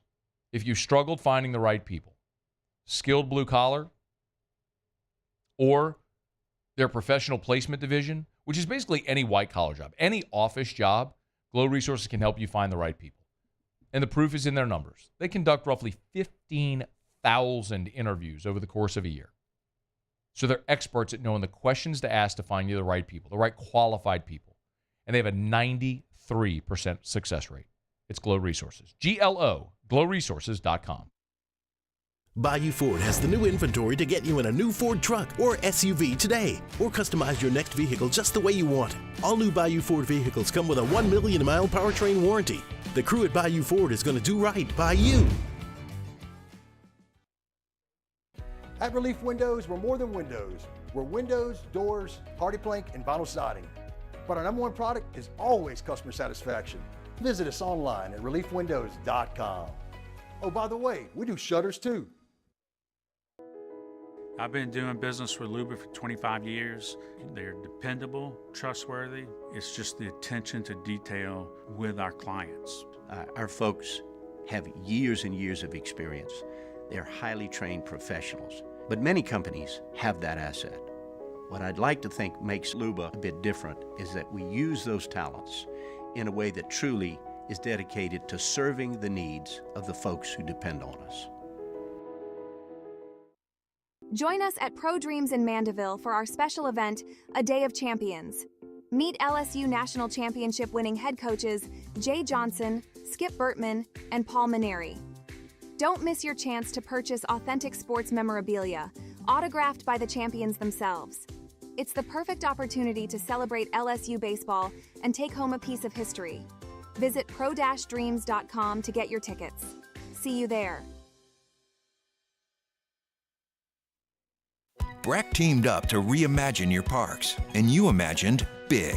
With your help, we went to work, creating 12 beautiful community parks across the parish. A family-sized water park, miles and miles of trails, and parks just for your dogs. There are more places to splash, to explore, to run wild, and even soar. You imagined, we delivered. Gold. Breck, your #1 park system in the nation. Gulf Coast Office Products is a nationally recognized Savin office equipment dealer based right here in Louisiana. Over 100 employees strong, Gulf Coast has the boots on the ground to support all vertical markets, from education, engineering, legal, and finance. With the latest in office technology, from desktop to production segment units, Gulf Coast and Savin have the perfect fit for you. Call 225-756-2644. That's 756-2644 for Gulf Coast Office Products.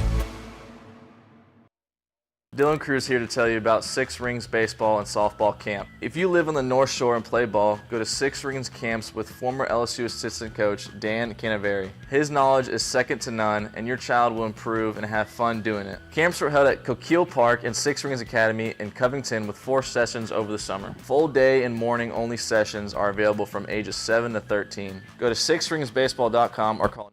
After further review, presented by Relief Windows. Windows, doors, siding, and oh yeah, they also do interior shutters. Down the stretch, we come final segment here, Monday edition of AFR, presented by Relief Windows. One thing left to do, find out what we're betting on tonight. It's time for Auto Lock. Otter Locks. All right, time to win some money. Presented by Lofton Staffing Services. At Lofton, we put people to work. Call us today at 924-0200 or go to lofton.jobs. I think it's safe to say that I won the bet. Otter, how are you? Doing good, Matt. How about you? Doing well, man. Got to move quickly here. Only got about 90 seconds. My apologies for that. And we got some baseball tonight and Monday Night Football. What are we looking at? Monday Night Football. So the NFL, man, we were talking about how the public's been getting beat up this year. A lot of underdogs. Not the case yesterday. It was not only a favorite-heavy day, but even the few underdogs that were public, like the Indianapolis Colts against Tennessee Titans, they hit as well. All 4 3 o'clock games were public one, and then the primetime game as well. And the books have some liability on Buffalo Bills with a lot of money line parlays closing out. So we're going to go to the Jets. The Jets and Giants absolutely suck on prime time, but they're going to force them down our throats because we know that. And how about Danny Dimes? He's not throwing a touchdown pass his last 7 primetime games. We're taking the Jets. New coach usually provides a spark that puts the pressure on the players. Taking the Jets plus the 1.5. Going to pass tonight on the Cleveland Yankees game. Maybe a small play on Cleveland tonight on that big number coming back. Keep doubting them pinstripes, Otter. At your own peril. Where are you tomorrow? We are at Dozy Place on Government Street. Great spot. Thanks, Jimmy. Good luck. That is Jimmy Otts. After further review, shout out Relief Windows and ReliefWindows.com. Windows door siding. They do shutters as well. Miss anything? AFR On Demand presented by Brett Golf. Muse Pauly, thanks. Y'all have an awesome night. We'll see you tomorrow at 3. After further review. Supper Club closed tonight. They reopen tomorrow, and what a week it is going to be. The elation after LSU's gigantic win. Make plans now to be at Supper Club Thursday. Keep telling you, there'll be the wine feature every Thursday. They'll bust open a fine premium bottle of wine, sell it by the ounce so you can try some things you may otherwise never get a chance to try. And, of course, they will also have their prime rib feature. The menu features their special Thursday night only at Supper Club. 21-day, dry-aged, bone-in tomahawk ribeye served tableside. It'll feed 3 to 4 people, maybe a couple's dinner, maybe you and a client. Get to Supper Club on Thursday and try that prime rib if you haven't yet. Get your reservations at supperclubbtr.com. Supperclubbtr.com. There's just nothing like it here or anywhere. It's Supper Club. Supperclubbtr.com.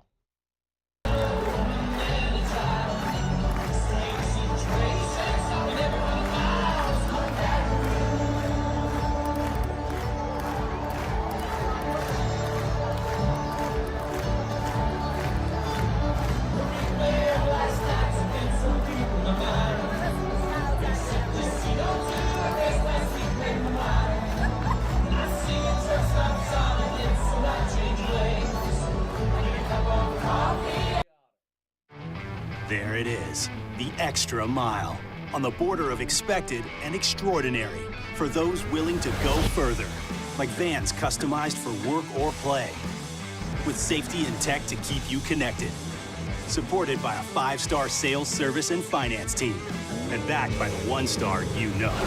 So go the extra mile. It's never crowded because so few have what it takes to go there. Mercedes-Benz Vans.